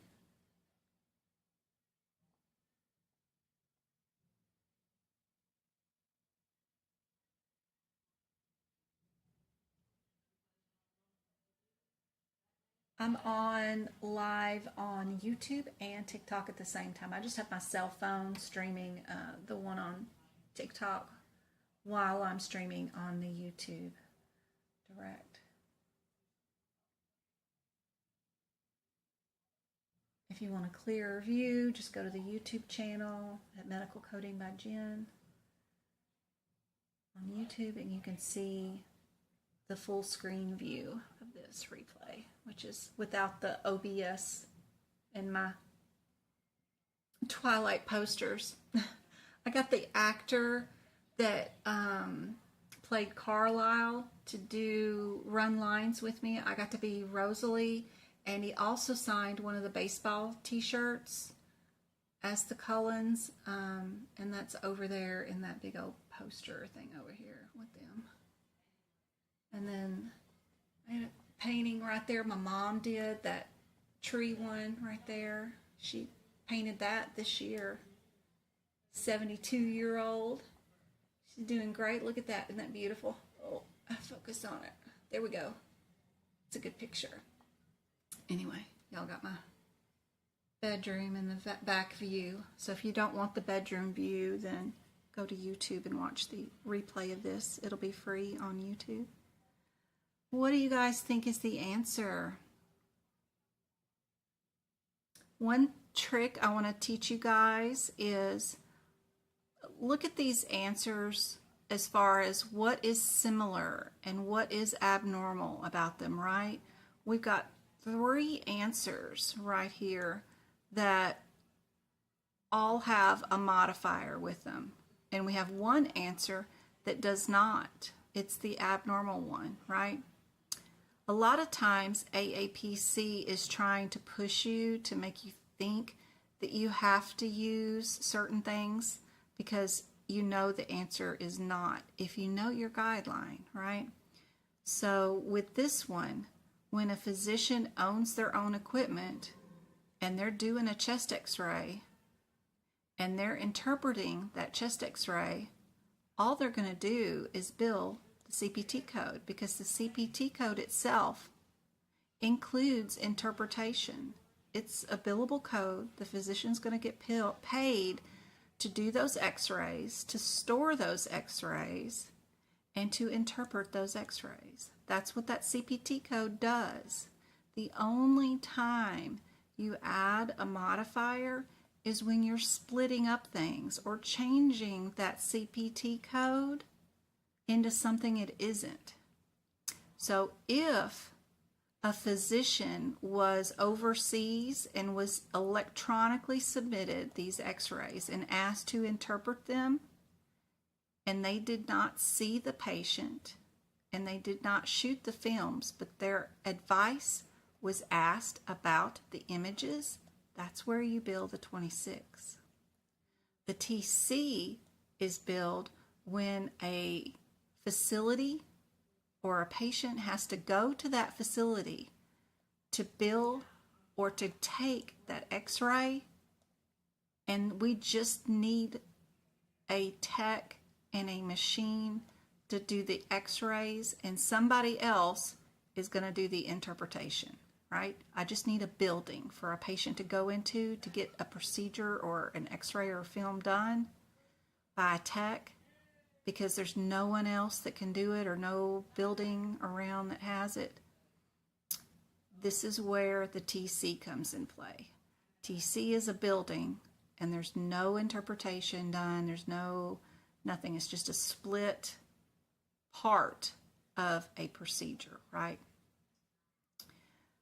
So if a physician owns the equipment and he orders the x-ray and he's going to interpret it, then great, he gets to bill the code. Simple as that. Anyway, hopefully that helps. It's just A. But you can see how AAPC is trying to push you to think that you need or required to do that. If anybody has ever read the white pages from AAPC, they released several years ago the white pages. You can bring that up and it shows you from like how they come up with their multiple choice questions. They also have like a list of how to make multiple choice questions that they got from a university It's all listed in their white pages. I was trying to think of the university real quick. Writing good multiple choice questions from University of Texas. Yep. And then 14 rules of writing multiple choice questions from Brigham Young University. Those two documents are listed in their white pages. It's kind of neat. If you look those up, they have these recommendations about how to write multiple choice questions, and some of their techniques are listed in those white pages, like this right here. Kind of cool. Anyway, it's just more about patterns and how to keep things so that if a person didn't know the guideline, how they could get confused super easy. So anyway, I just find it interesting. All right, anesthesia. We've got 2 answers with 0040, 400, and 2 answers with 00300. Every question or answer has the QS modifier, so we don't have to worry about that. The only different little thing is 2 of the answers have QX. So let's go look up our QX, because if we need to include it, then we can eliminate 2 answers really quickly. If we need to exclude it, then we can still eliminate 2 answers quickly. Figuring that out is usually easier than the CPT codes sometimes. So we've got MAC and we've got CRNA. Both of those require modifiers. So I know my answer is going to have 2 modifiers right away. So I can exclude B and C pretty quickly, and then I can keep just A and D. I'm still stuck with the 400 difference and the 300 difference, but oh well. Let me go yell at my son real quick.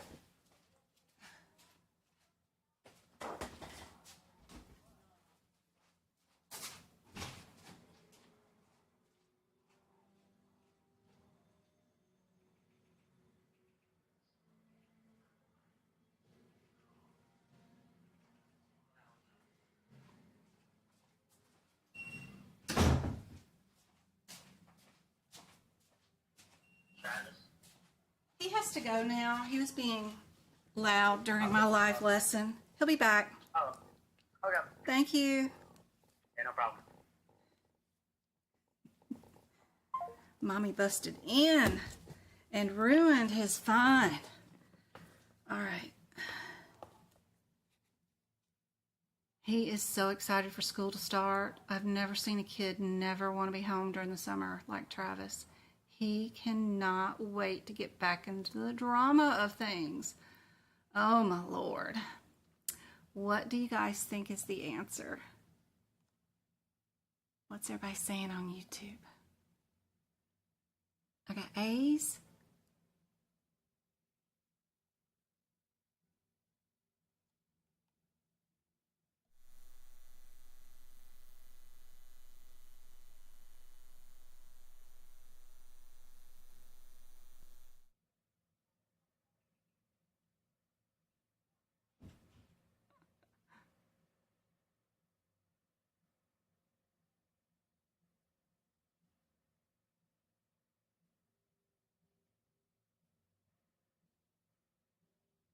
Because it's for the chest.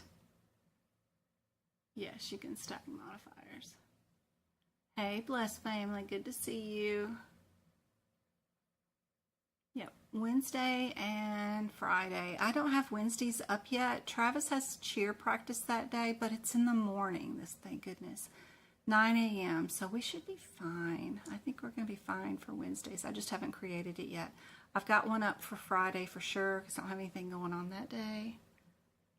This one, the answer is A.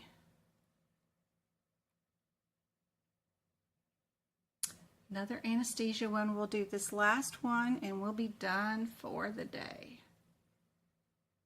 I know everybody's getting tired. We have a planned natural delivery for a pregnant mama. baby gets into distress and we have to turn and do a cesarean. How are anesthesias coded when we do that? Very tricky question.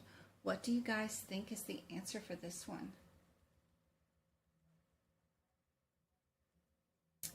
All the anesthesias modifiers are in your HitPix book. So if you don't have a HitPix book, I recommend you get the aapc version of the HitPix book. It is super helpful.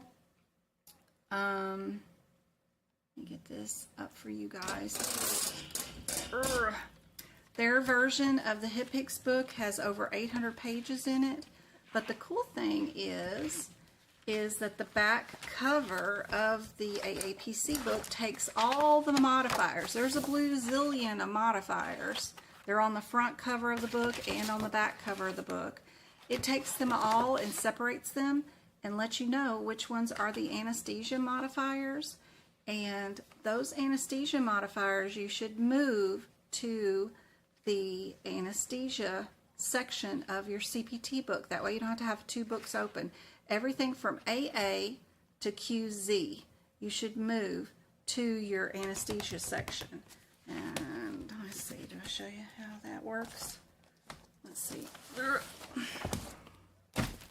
Show you how that looks.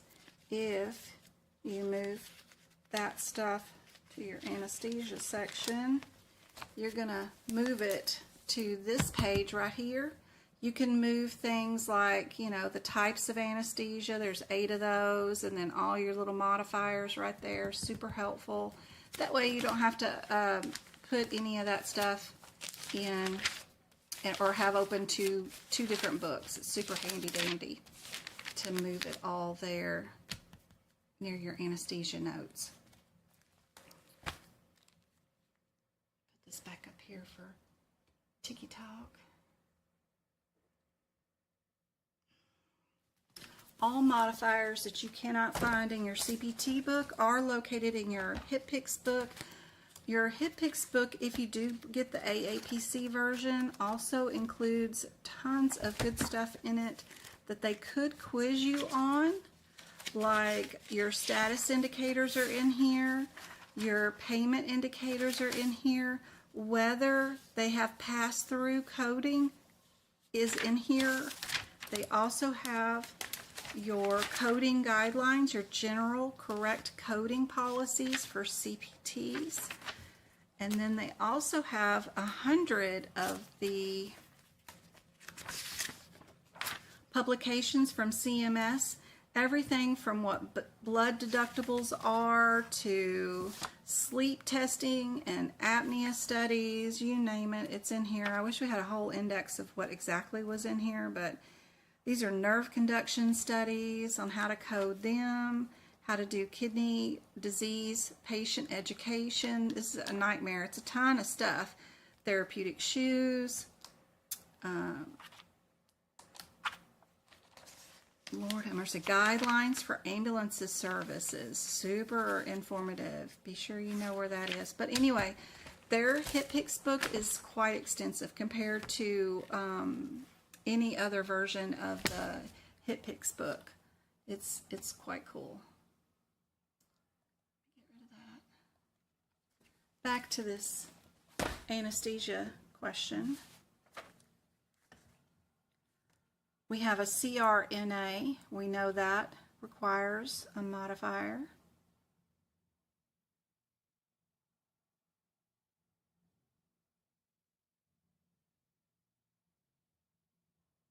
What else do we need?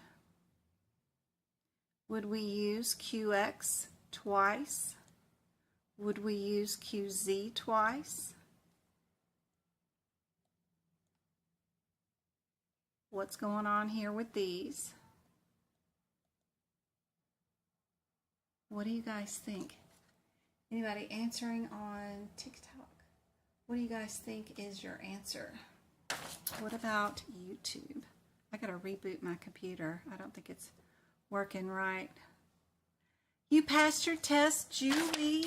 That's number 2 for today. Julie, California, Cali next week. She passed. Katie passed too. She told us last week that she was taking her exam. Congratulations. Yay. I am in Arizona. We don't really have a time zone. We are you know, Lone Ranger out here. We don't fall backwards or go forward or do anything. We are just, what time it is what time it is. We don't do none of that other stuff. Congratulations, Julie. I'm so proud of you. Congratulations. That's awesome. I hope it made a difference. I hope it made a difference in your life. I hope it made it easier for you. Is there anything that you wish I had said that you noticed was on the exam, or was it all just a blur? And thank you. Congratulations. Is there anything I missed?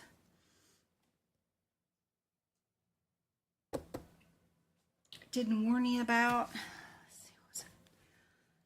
Be sure you guys know about your superior vena cava and what it does for your oxygen. CRNA, supervised IUD, is on your exam. Could be. So is an IUD removal. In Lab and Path, they asked you to look at a code and pick the answer. I'm looking for it now. Okay.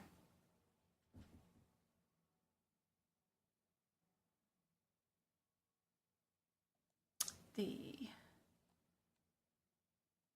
answer is B. Did everybody get that one right? I think so. I think everybody got that one right. Lab and Path. Lab and Path. Let me look at my Lab and Path notes. Let's see. They had an IUD insert, IUD removal, quick look ultrasound, OB panel, and they had an electrolyte panel and a basic metabolic panel. Which glands only matter to the thymosin T cell hormones?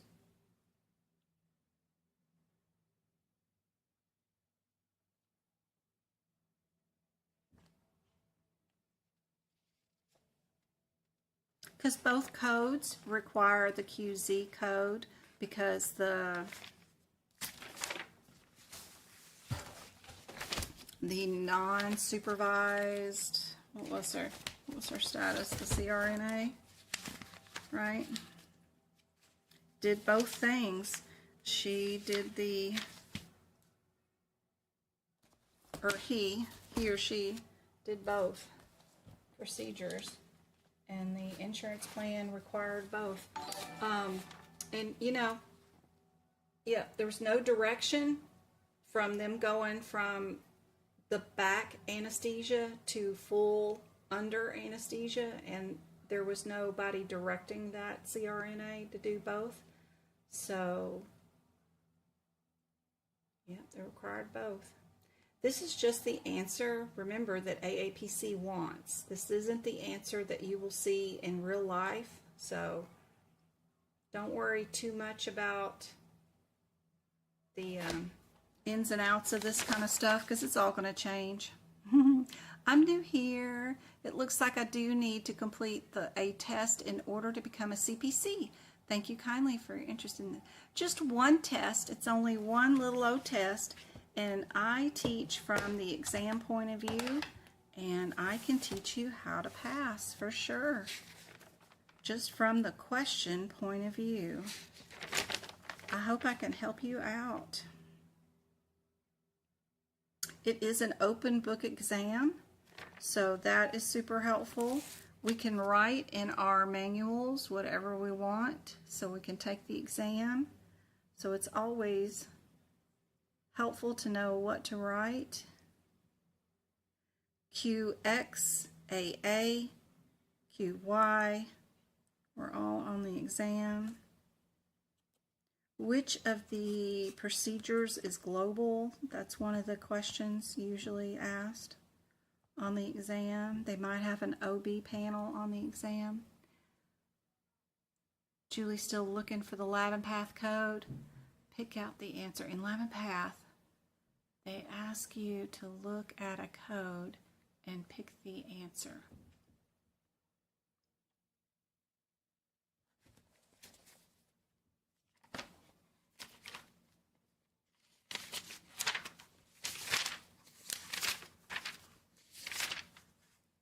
Which one of these codes does this or that, probably? Or which one is cytopathy, which one's molecular or something like that.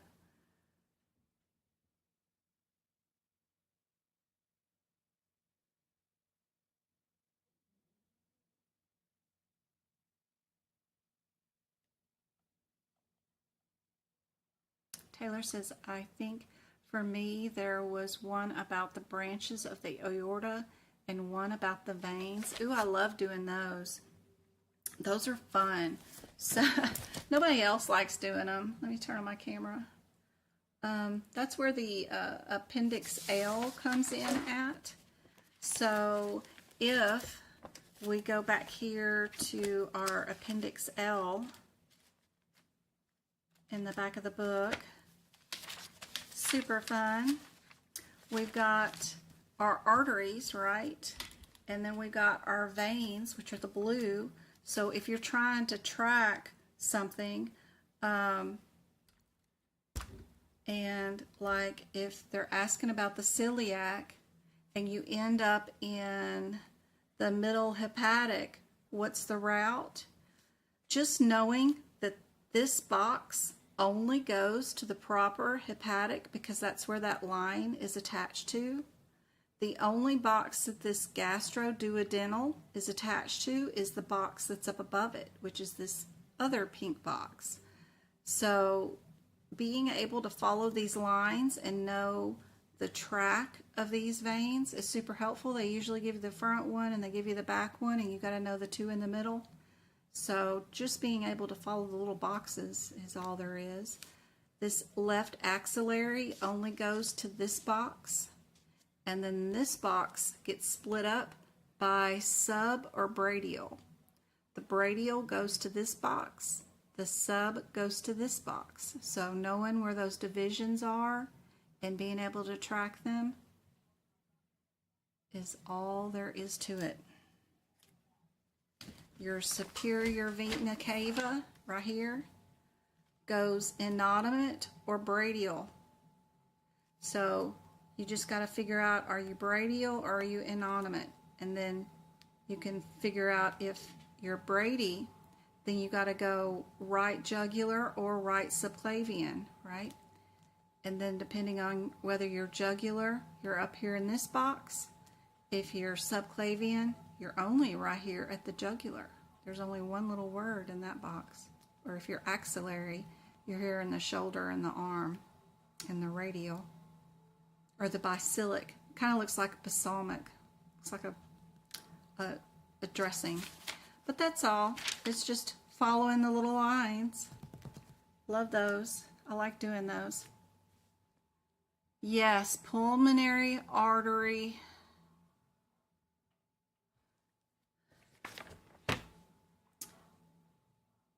So Taylor, hopefully that helped out some. Julie, I hope you can find that lab and path one. My day begins at 5 a.m. You gotta go. Yeah, you can. Yeah, there is a part there's a question about IUD insertion, and then there's another question with IUD removal. So there's two different questions on those, usually on the exam. But guys, I'm gonna end this.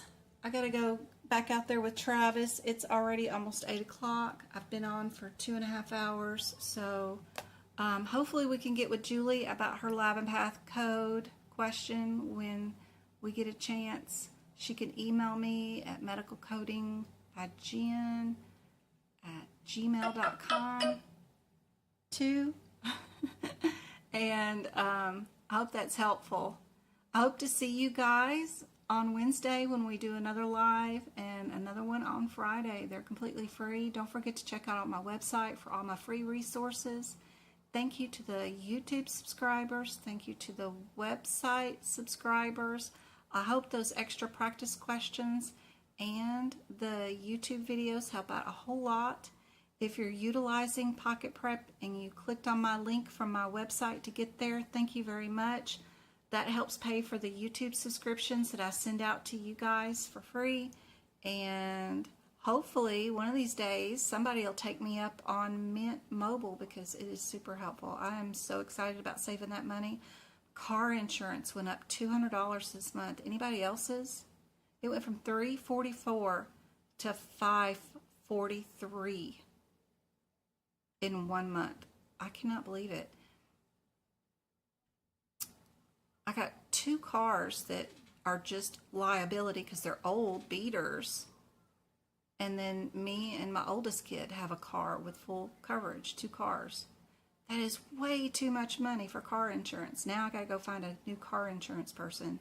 I can't believe it went up that much in 2 months. And neither one of us have any tickets on our record ever.